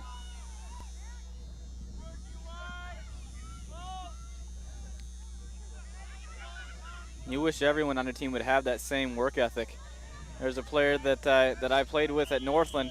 He's a little bit older than me, but his first year, and I'll shut up here for a second. Looks like there's going to be a set piece just outside the box here for Judson. Might even possibly see a card. The referee's shown no indication he's going to his pocket. Well, 35 minutes left here in the half, so 10 minutes in. It's still 1-0 Geneva over Judson. going back to my evaluation of Toby and him being a worker, as a player that I played with, his first year at Northland barely made the practice team. Second year got a couple minutes. Third year was a starter. Fourth year was a first-team All-American. As Kashaba tries to take it quick and just kicks it out of bounds. Unfortunate. It's a decent idea. See a couple of his teammates frustrated with him. Decent idea, of just poorly executed. You think sometimes you can catch the keeper off guard. You can, and I say that's a good strategy. But if you try it, you better put that ball on frame. At least on frame to give you a chance. Yep. I mean, the biggest thing on set pieces that you harp on people is give us a chance. Yeah, it doesn't have to be a perfect ball, but get it in the mix and see what can happen. You never know what can happen. Couldn't agree more. But going back to your story, I think that kind of story, I would take that over, having a player who's just an all-star all the time. A guy, that kind of story, people love those stories. I love those stories. Someone who comes in, a blue-collar worker, works really hard and works his way up through the ranks, eventually becomes a first-team All-American, puts in 4 years. It's a great story. Absolutely. Toby trying to get the flick on there, just a bit over his head. There's Methuselah dancing with the ball and now gets rid of it to Troutman. Troutman out to Kurzwicki. Kurzwicki tried to play it up the line, and now he's going to control it himself and then lose it. Fortunately for him, it goes back to Musselman. You use the term dancing with Methuselah back there. And that's the proper term. I think too many times when we watch players like Cristiano Ronaldo, who taking nothing away from one of the best players in the world, but he likes to dance with the ball. But Methuselah dancing with a purpose. He got just enough space and then played the ball away. Don't dance with it if you don't need to. Exactly. Dangerous ball. Ooh. Toby just striking the ball just past this far post here. And that's the thing is if Toby's within a 25-yard radius of your goal, you have to ride him. You have to. And then he's got enough quickness where if you are riding him, he's able to get around you. He's going to have a rip it goal. Exactly. So the person who has that job of defending him. Good luck. Yeah. Good luck. As the goal kick is a little short here and right into Kashaba. Now Toby with it. Toby sending it forward on a fast. Oh my goodness, almost a breakaway there. So there's a decent amount of contact. There was a decent amount of contact from the nose there. I think the keeper did clearly, from my vantage point anyway, Butler did clearly get the ball. Yeah, and keeper did a great job, obviously, of closing down the space. Absolutely. And you're right, he did get the ball. There was contact, but I don't think anything worthy of a call. No. Kashaba on the ball now. Dancing a little bit, trying to find Toby in the middle. And Toby is right there.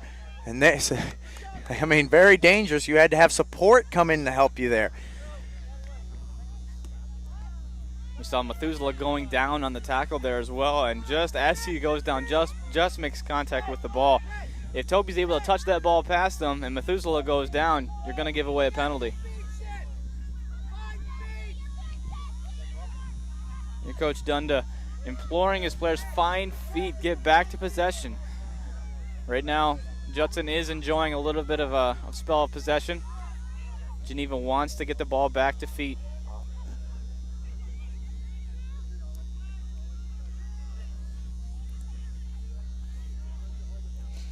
Again, Judson really has, so far in the first 15 minutes here, commanded this half. Staying true to form from yesterday. Cruz on the ball now, looking to peel off down this left-hand side and whip in across. Thompson able to come out and clean it up. He's going to hold it up, allow his defense to push out, get everyone up a little bit and send it long. See Mike Toby on that far side. He's either winded or hurt or both. Well, Toby's been working really hard. He has been. Here's Musselman. Well, let's be honest. If something's going to happen, it's going to be from Toby. Kurzwicki. Again, maybe just a little too much from Kurzwicki. Alvarez taking the ball away from him. And here's Tom Cruz. Now Herman.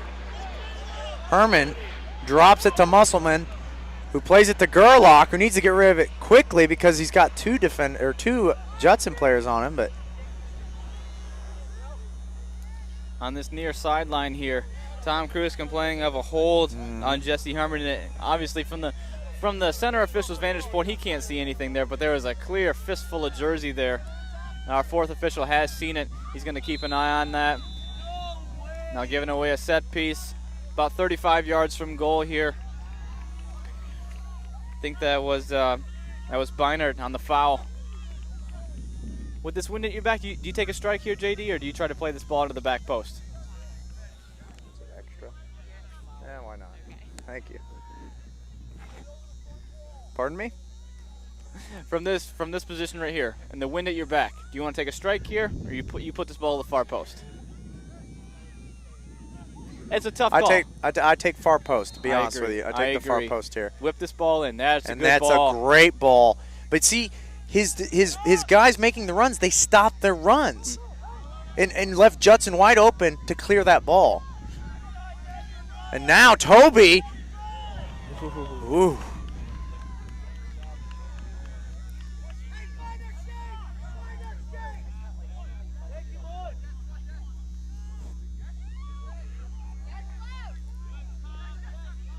Tom Cruise winning possession back here over Herman. We're going to get a free kick here as Burke. Burke was fouled by McCracken. You hear an extended whistle there. That's the referee's way of saying, don't do that again. The 28 minutes here left in the second half. Geneva College is still leading the number 3 ranked Judson University 1-0. And there, the keeper had to come out and punch that away. And a second attempt was just blocked by Geneva. For those of you who hear some cheers, with 18 minutes left in the women's semifinal, Trinity International has just taken a 1-0 lead over Asbury College. 18 minutes to play, 1-0 lead. Now, Judson has outshot Geneva 8-3 here. And most of those shots, I think, have been coming here in the second half. Yeah, most of them coming from Toby, creating a little bit of space for himself and then having a rip. One thing I'd like to see, Toby's doing a great job of directing his shots to the far post. Have someone on that far side follow it up, and you're gonna get the easiest goal of your life.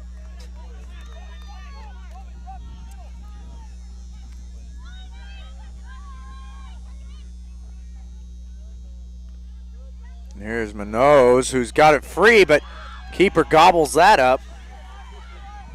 The clearance was deflected off a Geneva defender, bounced right back into Minot's path. There's Musselman to Harwood. Not sure when Harwood got in the game. He's a fairly tall fellow. I'm not sure how he got past us. They snuck past it. I think there's another one here. It looks like that's Josh Mann up top right now for Geneva as well. Josh Mann and Harwood somehow snuck into the game. And they're both very tall players. I don't know how we missed that. And here's Munoz. Oh! And there's a goal! The equalizer is found. Judson has found it. Looks like a turnover out of the back. And Munoz just jumped on it right away and was able to sneak it by the keeper. Keeper got a heavy touch on it. I take that back.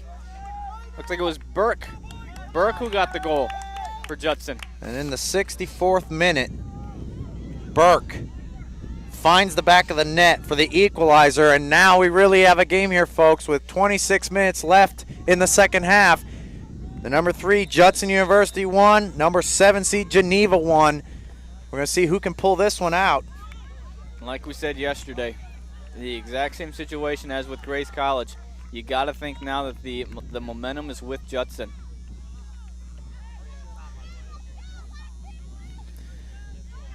The thing is I don't think it's that Geneva stopped playing. It's that Judson had another gear that they just went to coming into this second half. And I would again agree with that. I think Geneva has not been sitting back. They're trying to play a little bit. They really are. But the pressure has been amped up by Judson, and it cost Geneva there.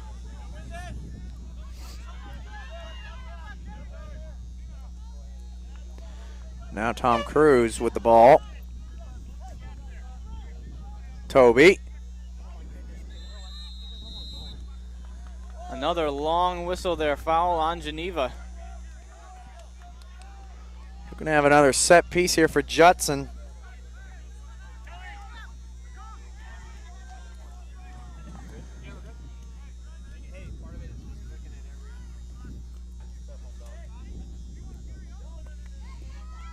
Ball's driven to that back post. No one able to get their head on. I think that's going to go out of bounds for a goal kick as we come up on the 25-minute mark. 25 left here.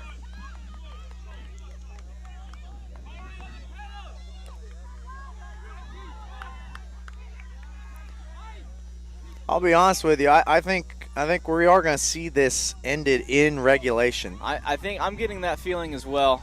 With Judson pressing the way they are, Kashaba's got some intent in his eye. I think there's going to be a goal here by Judson in the next 15 minutes or so.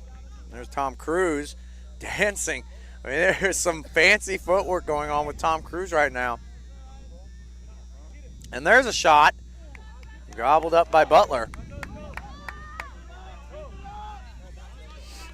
Mike Tolby just begging for a little diagonal ball. He's doing a lot of work up top, and he was open for a little slot pass there. The shot was opted for. Tolby not able to get in on the rebound.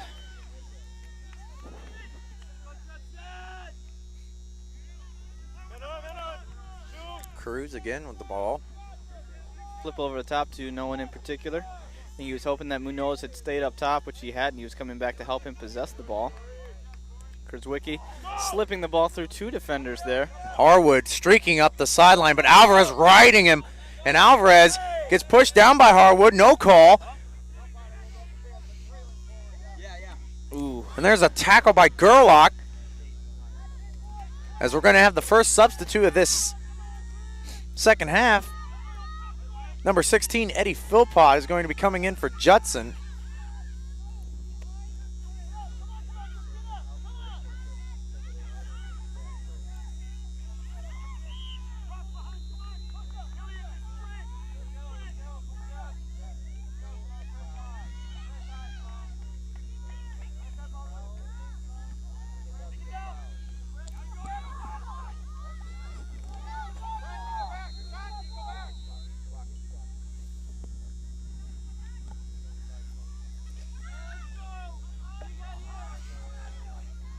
I don't know if you can tell where you are, JD. It's something going on here. The clock has been stopped, and a red card has been shown.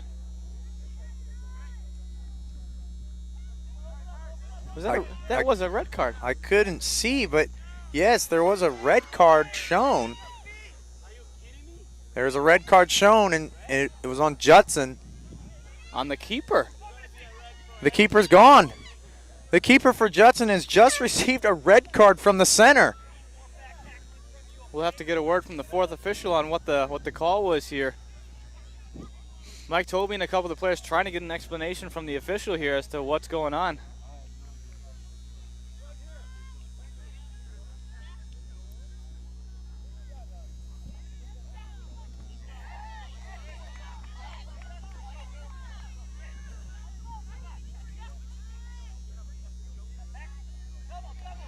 Apparently he used an expletive directed at the official, and the official not pleased with that at all. Yep, and now they keep trying to plead his case, but the official wasn't going to have any of it. He wasn't going to be cussed out. Therefore, the starting keeper for Judson is now out. That was Neil Thompson. They have at least one backup. Yes, they have one backup keep, and that would be sophomore Greg Butler. And from the perspective of Geneva, this could not have come at a better time for them. Now for the final 23 minutes of this game, when all the momentum appeared to be with Judson, now they receive a red card. You're going to have a man advantage for the final 23 minutes at least of this game. And that's if we don't even go into overtime. This is going to be a huge advantage for Geneva in form of momentum and in form of, obviously, of numbers. They're going to have a one-man advantage. And let's be honest here. You're in the semifinal of a national championship or a national tournament. A silly foul like that, or it's a silly thing to do. Yeah, obviously, as believers, there should never be a time when an expletive is used towards another player or an official. I mean, there's really no excuse. It's unfortunate to see, but it's part of the game. And Judson's really gonna have to dig deep now to win this game. So now Judson's down to 10 men with 23 minutes left here in the second half.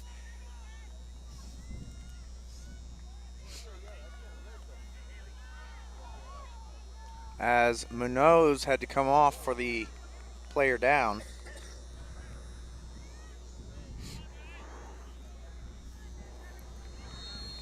And play resumes, and here's the free kick into the box on the back post, headed back across into traffic, but it ultimately cleared. But Geneva retains possession here.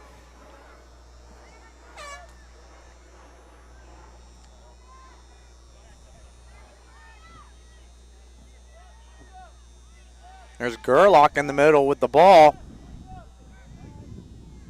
And Mike Toby all the way back, trying to help in the possession here a little bit. They've sent it forward here, but Butler will be able to handle it.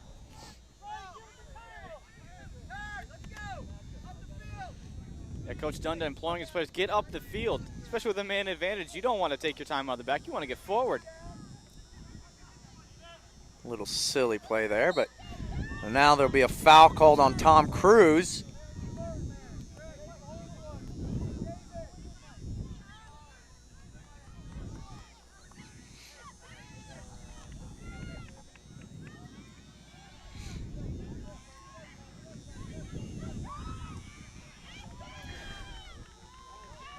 Musselman plays it short to Gerlach. Gerlach plays it a little long. Right idea trying to play it out to McCracken, but just a little long there. Put a bit too much pace on it. Ball goes across the end line for a goal kick. Right. So 21 minutes left here in the second half. Still tied 1-1 here between Judson University and Geneva College. Judson has outshot Geneva 10-3. However, they are now down to 10 men because their starting keeper, Neil Thompson, received a red card. So the backup keep, Greg Butler, is in there.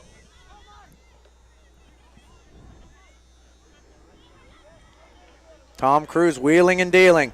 And a through ball, but just a little too much, and that'll result in a goal kick. Looked like he couldn't decide if he wanted to slot that ball through or shoot it, so he shot the ball through, and obviously Toby not able to get on the end of it. As the Englishmen say, he was caught in two minds. You don't hear that often in America, but that's exactly what happened. The wind picking up a little bit here. It's getting a little chillier.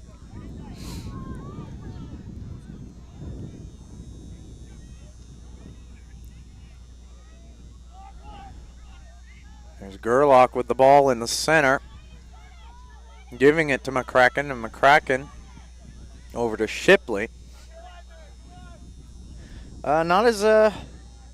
In fact, not one substitution made yet for Geneva. It's a strange turn of events. Apart from the two tall boys that we somehow missed. Apart from That's those true. two. That's true. We missed those. Are we sure they didn't start the half with them? Pretty sure. Okay. Pretty sure. Well, we missed two, so I guess. But they came at the same time, so Okay. We'll cut ourselves a break on that one. His man tried to get ahead on that, I believe, but it went straight to the keeper's hands. The backup keeper for Judson, his stature is significantly less than the starting keep. I don't see this keeper being much taller than 5'10", 5'11", as opposed to Thompson, who was 6'2", 6'3", and had a pretty big wingspan as well. Kuzwicki, the ball here, opts to play it back.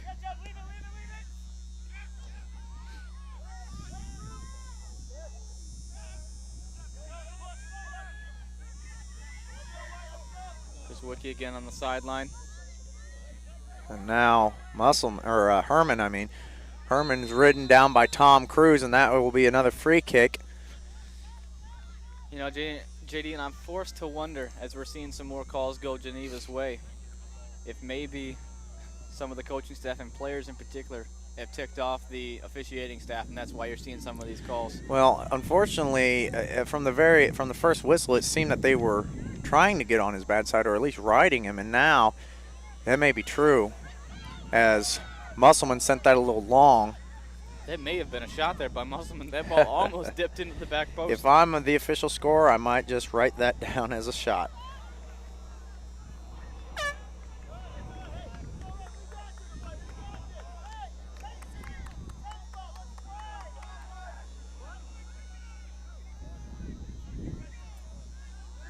The wind doing some funny things to the goal kicks here as we see that ball die and just dip out here wide.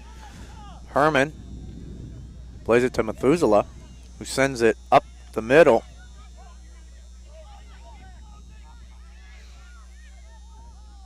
Shaba with the ball down the far sideline, trying to find Toby down the line.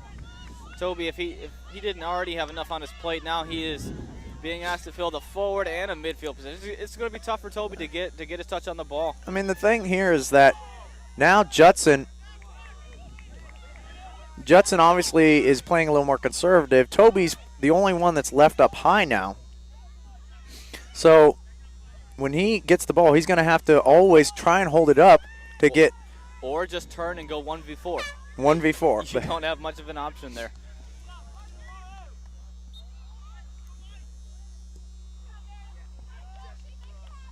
There's the free kick to Tom Cruz, and he's going to call a handball there, I believe. Cruz not happy with the call. Well, Cruz has not been happy with many calls. I think Cruz hasn't. Yeah, he hasn't been happy with any call that's been called against him in the last 7 minutes. He hangs his head every time. So here's Harwood sending it out here. And this substitution by Geneva will not sneak by us. Yes. We got this one. As number 5, Keenan Barr will be coming in for number 19, Harwood. That's a bad throw. That's a bad throw by Herman. As Cruz throws the ball down the sideline to Toby. And here's Toby. 1v1 with Methuselah. Looks like he's trying to carry the ball across the top of the box. Now cuts it back to his left. He's doing some rolls and cuts. Trying to whip the and ball there's into that the shot. ball. Good rip. Good rip there. Just got around it a bit too much. But again, Toby creating his own space to turn. And if they're going to get a goal here, speaking of Judson, it's going to be from Toby.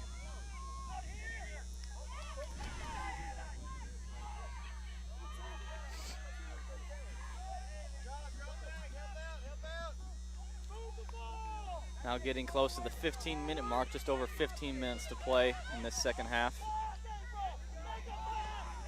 It's a 1-1 tie still between Judson and Geneva here. And there's a shot! Saved by the backup keep. That was an excellent control, an excellent shot by Josh Mann.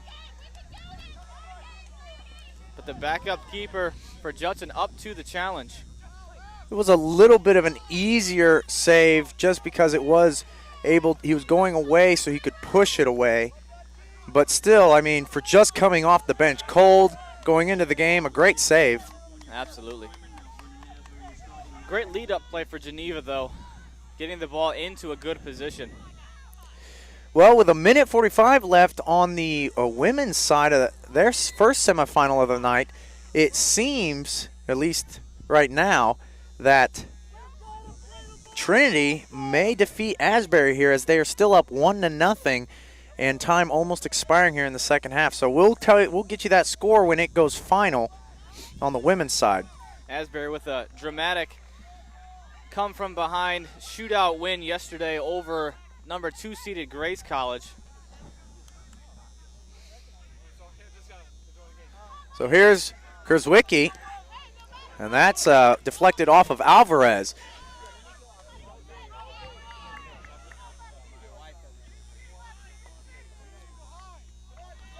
For a long throw here by Herman down this touch line.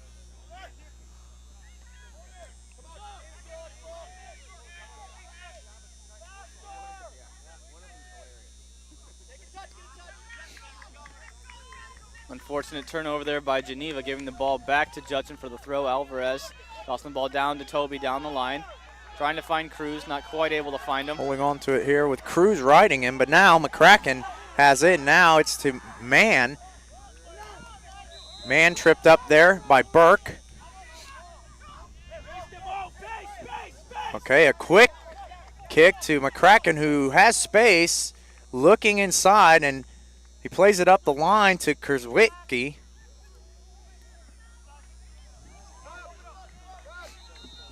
Now we're going to have a substitution for Judson as number 8, Santiago Munoz, comes back in. And Kashaba comes off.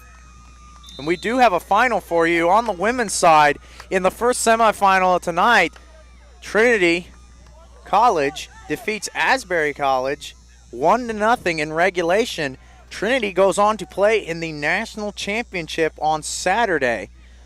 They will await the winner of the next game, which is between Mount Vernon Nazarene and California Baptist. For those of you who didn't have a chance to watch California Baptist play last night, you'd be in for a treat if you watch them play. It's a solid ladies' side. It was a joy to call their game last night. Turnover here by Judson. Ball down the left-hand flank. Just able to cut inside, see if he can get the ball across.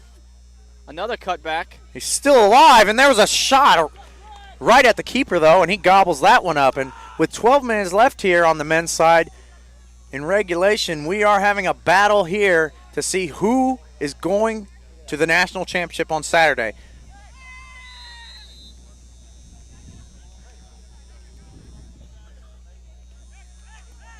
Foul committed against Tom Cruise there. Likes to keep the ball nice and tight to his body. The danger with that is occasionally you're gonna get your ankles hit. A powerful header win by Mike Toby there. Just a beast up top for Judson.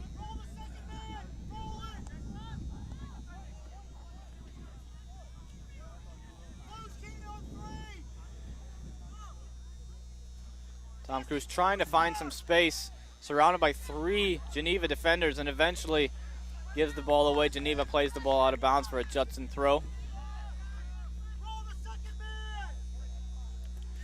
So again, 11 minutes here. We're still tied 1-1, and as a ball is cleared out by Geneva, Judson playing with only 10 men because their starting keeper, Neil Thompson, received a red card.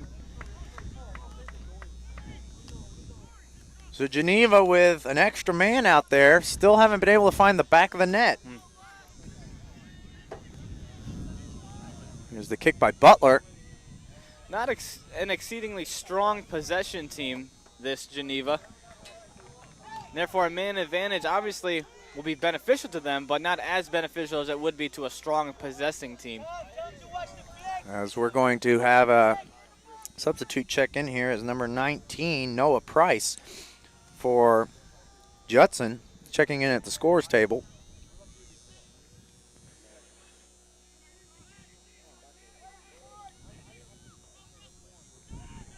Here's Herman. Nice ball across the man, bringing it down. Not able to quite bring it under control. The ball's cleared away. You see Mike Toby need to be running careful forward here because Toby can run on here. Now Geneva has numbers back, but still Toby is a dangerous threat to get a shot off here. And in the end, just not enough numbers forward here for Judson. They cannot afford to throw numbers forward with being a man down. And that's why if they score, it will be miraculous just because, well, I wouldn't say miraculous because it'll be Toby that does the scoring. It'll be semi-miraculous. But because Toby is that good up top.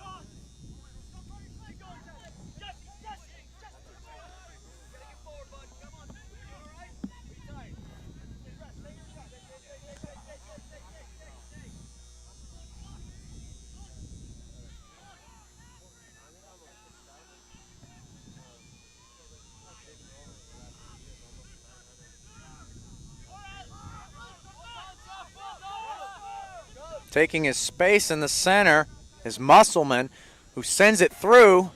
Can't find Nash, though. It's Catulli cleaning up on the back row again. And Shipley. And a cross over here to Herman. Herman plays it in the middle to Man.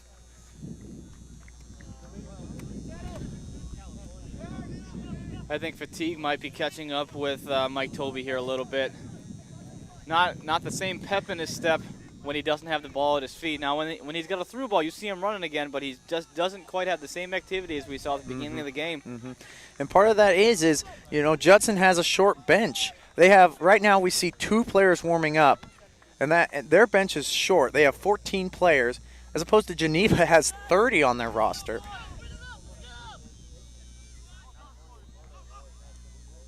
It's through for Toby.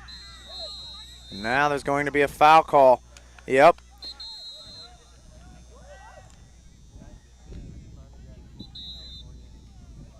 And now, here comes the card. Yep. The yellow will be shown. I think it's on number 12, Caleb Musselman, picking up the yellow. I think that was for throwing the ball away there, wasn't it? Or It may have been. If it wasn't for kicking the ball away, it was for the foul itself.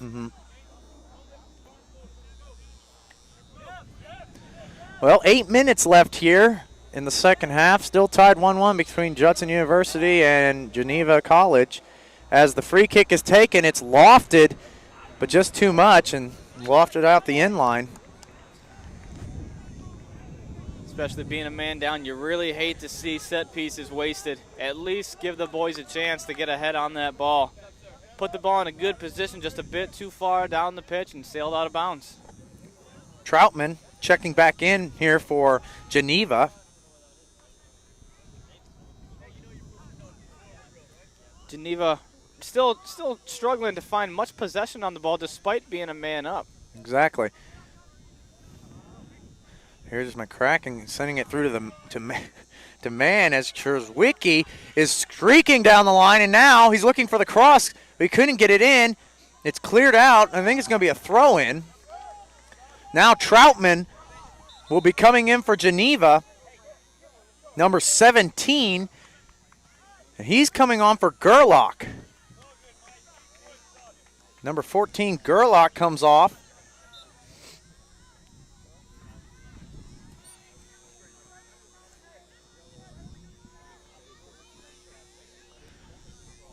Long throw. Tried to flick on. Not able to quite look on and hit the ball straight up in the air. Now we got the ball in the corner. Somehow they got that ball out, and there it is. Oh, that was a great cross. Across the face of goal. You really like to see someone on the end of that cross just to get any body part on that ball. Goal left completely wide open. Well, now here comes the counter for Judson as Toby is up there alone, and again, he just gets overwhelmed. But that was a great cross by Keenan Barr. It's almost comical. Now you see Mike Toby with the ball surrounded by black shirts. It's 1v5, literally 1v5, as Judson really sitting back, trying to just hold on here. And if I'm Judson, I'm hoping to get to shootouts where the numbers are even again.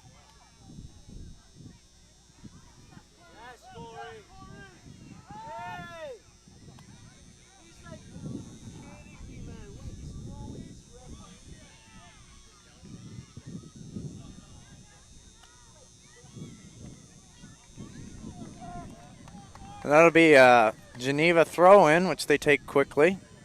Throw into Josh Mann. Decent turn, but loses control of the ball, and it's cleared away by Judson. It's Catuli on the clearance.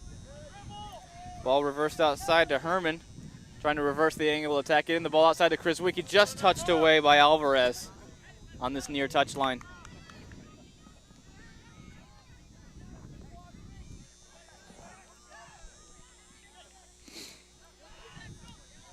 As McCracken has the ball, beats Cruz and takes a rip.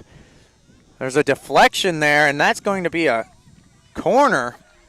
I think that ball was bound for the far post netting. That was a If that doesn't strike. get blocked, that's probably a goal.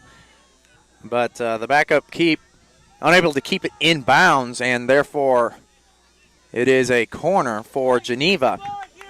Really want to see a Geneva player get their head on this. If I'm Judson, I'm getting this ball out as quickly as possible. Here's his put in. The win by Toby. See Toby. But see, look at Toby just coming like a freight train. Ball still in, and it's crossed. just over the touchline before the cross. Goal kick for Judson. Hey, let it work, Mike. Let it keep working, man. Mike, keep working. Good job. Let's go.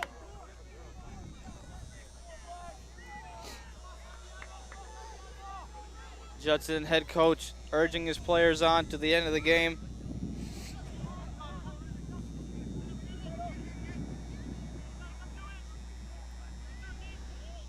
With 3.5 minutes left here in the second half, we're still tied 1-1 between Judson and Geneva. That's a dangerous ball to let through there, especially with Toby.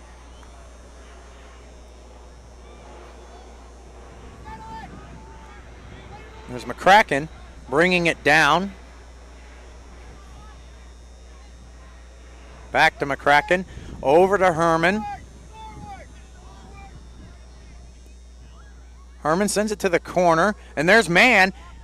Mann looking to try and get the cross. It's deflected. Looks like Alvarez again with the clearance. Now Tom Cruz trying to beat Herman. And Herman whistled for the foul on Cruz. Fortunate there for Cruz that the foul was called because there was going to be some open space there for the ball to be whipped in. There's Alvarez on the free kick. Toby missing the header, and yet Cruz still getting possession of the ball here.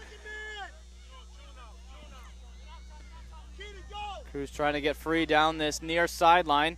Met by two Geneva defenders. Eventually knocked out for a Judson throw-in.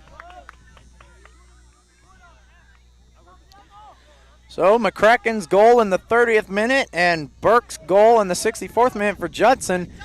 That's our scoring. Stand at 1-1 here with 2 minutes left in the second half here.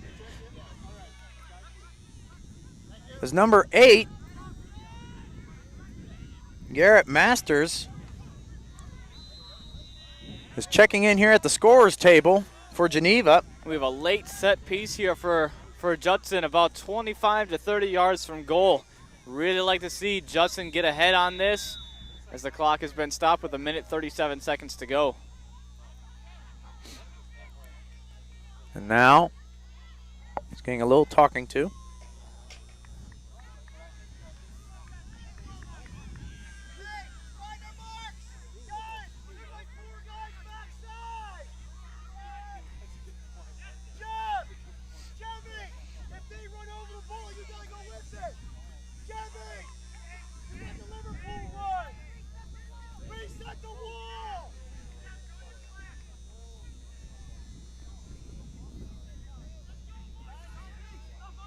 Cruz will take the kick.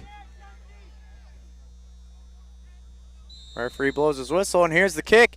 It's in the... And there's a lot of contact there, but nothing called. And that was on Manoz, I believe, who got lost the through ball here. Taken down in there. He's way offsides. Troutman way offsides there. And that would give him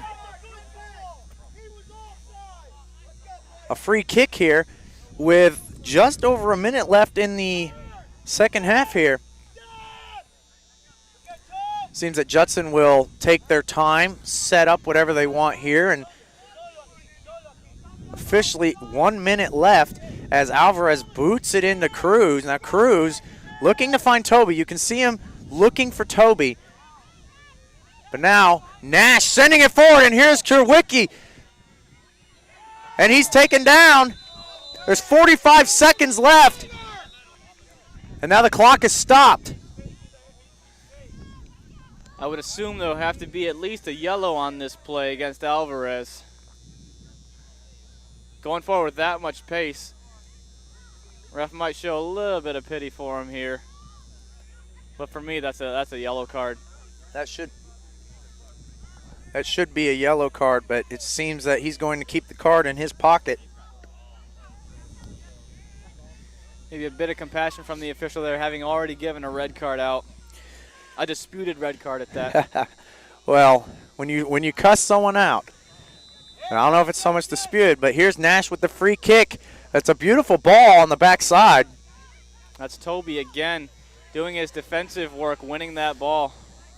And now they're just clearing it out here. Musselman with the ball. Coming And up he's sending it in. 30 seconds here. And that goes, oh my goodness. The backup keep didn't realize the ball had bounced through and was right in front of him. Chris Wicke hopped right onto that ball and blasted it over the goal. He got a little excited and put a little too much on it. Maybe a lot too much on it. But But in comes Masters and off comes Josh Mann for Geneva as time is going to expire here in regulation. We've already seen one overtime game and PK's result the game before. We're headed to overtime here. Folks, at the end of regulation, number 3, Judson University won. Number 7 won. Regulation not enough. We're going to go to the first overtime, which will be 10 minutes. We're going to take a short break here, and we'll be back right before overtime starts. Hopefully Chatfield will come back. But thanks for sticking with us. You're watching the Game Plan Sports Network.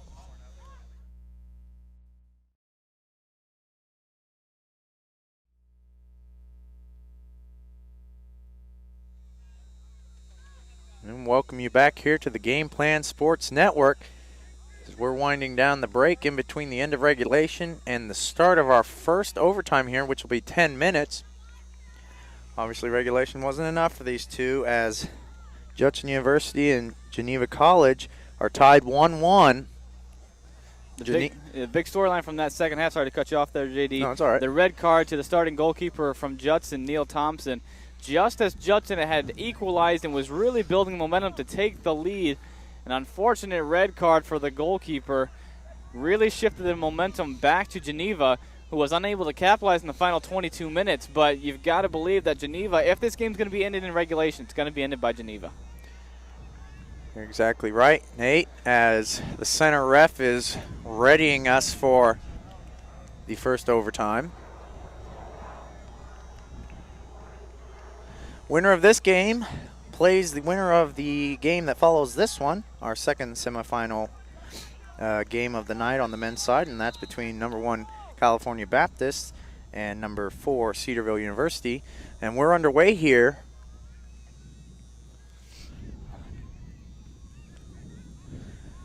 With Troutman for Geneva with the ball.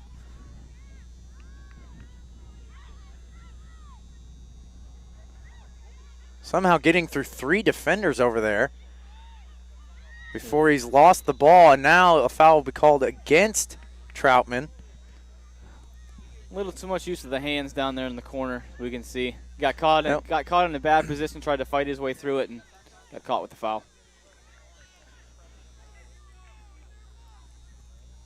There's the free kick taken. Geneva trying to win the second ball, and they'll win the third ball. And that's sent forward. I mean, if you're Judson, at this point, are you playing for PKs?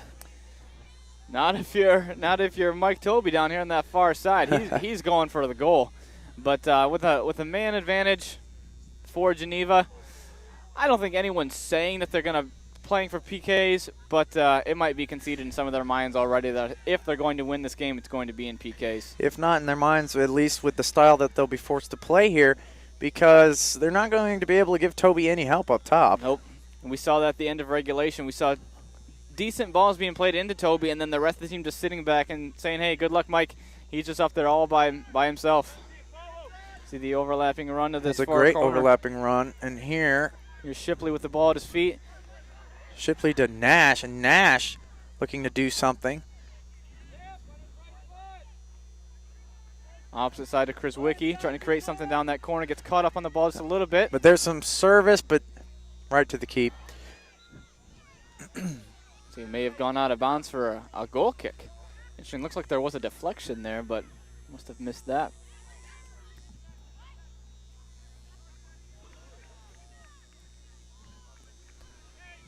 Maybe a little bit of time wasting here by Alvarez on the ball.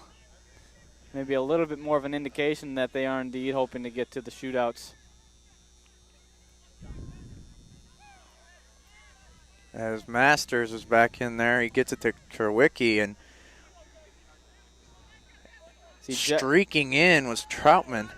Jeff Lee with another hustle play, forcing the ball out of bounds. Shipley moving up to take the throw. If I'm Geneva here, I'm going to be pressing. You've got a man advantage. You really want to put this game to bed right now. With golden goal here in overtime. One goal obviously will seal it, and really one Judson mistake will really seal it. So as that long shot on the ground. Scoots all the way through to the keeper. He's able to gobble it up easily. 7 minutes left here in the first overtime.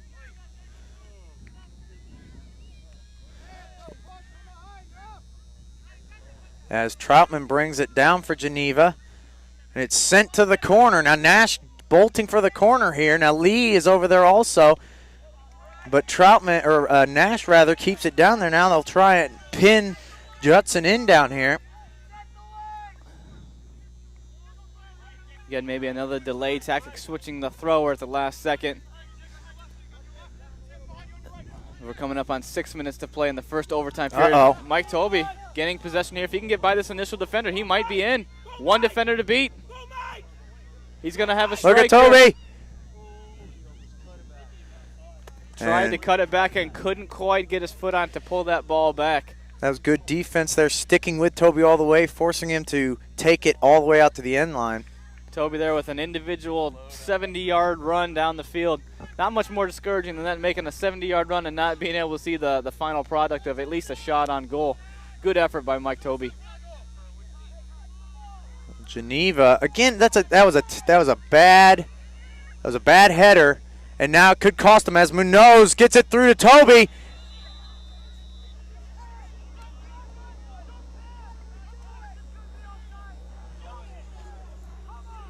It's like an offside call made by the AR. I did think that Tobey was offsides when all of a sudden I looked up and he was there, but it got a little tricky there, and somehow Geneva's allowing these counterattacks to happen with Judson. 5 minutes left here in the first overtime. Clock stopped, and somebody's running their mouth out there, obviously, and that yellow will be shown to number 5, Keenan Barr of Geneva. Interesting there, because they were on the right end of that offside call. I don't know what he was running his mouth about there. Exactly. But as we've seen, it's just better to keep your mouth shut. As we've seen, there was a red card already given for some dissent. A couple yellow cards given for dissent earlier in this game, and now we see another here in the overtime frame. So the free kick by Butler. And there's Barr, not really getting anything on it, and now sent forward for Tobey. Shipley heading it forward, and now Troutman tries to get in there. Tobey getting his foot into it. Again, Munoz. Didn't look like there was a touch by the keeper on the play, so it is going to be a goal kick here for Geneva. But I do not understand. Geneva's up a man, and Judson is having their way with them right now in this overtime. Yep, like I think it was what I was saying before. They're not a strong possession team, Geneva, and so they're seeing some turnovers through the middle of the field and creating counterattack options for Mike Tobey straight down the gut. You've got to be able to take care of the ball.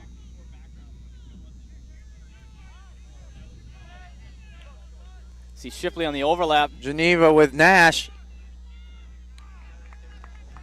But there was Lee for Judson. If I'm Geneva here, I'm going to find Shipley down this left-hand flank. He is coming unmarked down this sideline. You can't. That's over the head.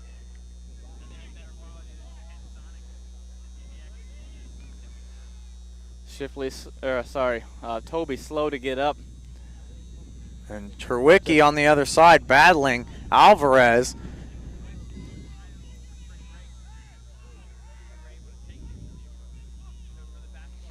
A dangerous ball there. But the The keeper Butler has it as David Harwood for Geneva is going to check in at the scorer's table. Nash giving it forward to Czerwicki. See Shipley coming down the sideline now. You see the switch ball. If it's there. If it's there, now's the time. There's a tackle down there. Now there's a foul, and that is going to be a free kick for Geneva.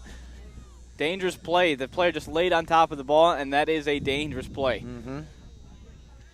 Looks like a yellow card as well for intentionally laying on top of the ball. Clock continuing to run. Referee pacing off 10 yards. Dangerous position here for Geneva. But you need, as a Geneva, this entire game, they really haven't attacked any of their set pieces. No, if you're they going to haven't. do it, now's the time to do it. Get in there, throw a head, a body, something like that. There's the winner. Geneva defeats the number 3 seeded Judson University. A couple players taking their shirts off in celebration. Be very careful. The officiating crew might see them issue a couple more cards. You'd hate to see a player disqualified from the national championship for taking off his shirt in celebration. So with 2 minutes left in the first overtime, the number 7 seeded Geneva College upsets the number 3 seeded Judson University 2-1 in the first overtime. Your thoughts? Well, my first thought is I think that's the first header ball they've won on a set piece all night, and they won it at a great time. Those were the balls that Neil Thompson was able to gobble up. Backup keeper does not have the physical size, wasn't able to get to his back post and win that ball. And you saw the players they finally were attacking. Geneva had intent on that play. They were going to get to that back post. They were going to win the ball, and they did. And they got the win. Well, an exciting game to say, to say the least. You know, the funny thing about Judson is being 10 men down did not hinder them. Well, I wouldn't quite say that they were 10 men down. I mean, 10 men. I'm sorry. Playing with 10 men, that would have been terrible. No, playing with 10 men did not hinder them. It really didn't, because they're such a good possession team as opposed to Geneva, who is not as strong on the ball. They are athletic, they're fast down the sidelines, defend very well, but not extremely good on the ball. And so you see that didn't really it benefited them obviously only for the fact that Judson was now not possessing the ball as well as they could have. Well, that was an exciting semifinal game. We have one more semifinal game following this one now, and that will be between the number 1 seeded California Baptist University and the number 4 seeded Cedarville University. We're going to take a break here in between games here. I'm James Sams. I was with Nathan Chatfield as he gets off. I want him to say goodbye, and he just gets off. But we hope you stay tuned for the nightcap. And you've been watching the Game Plan Sports Network.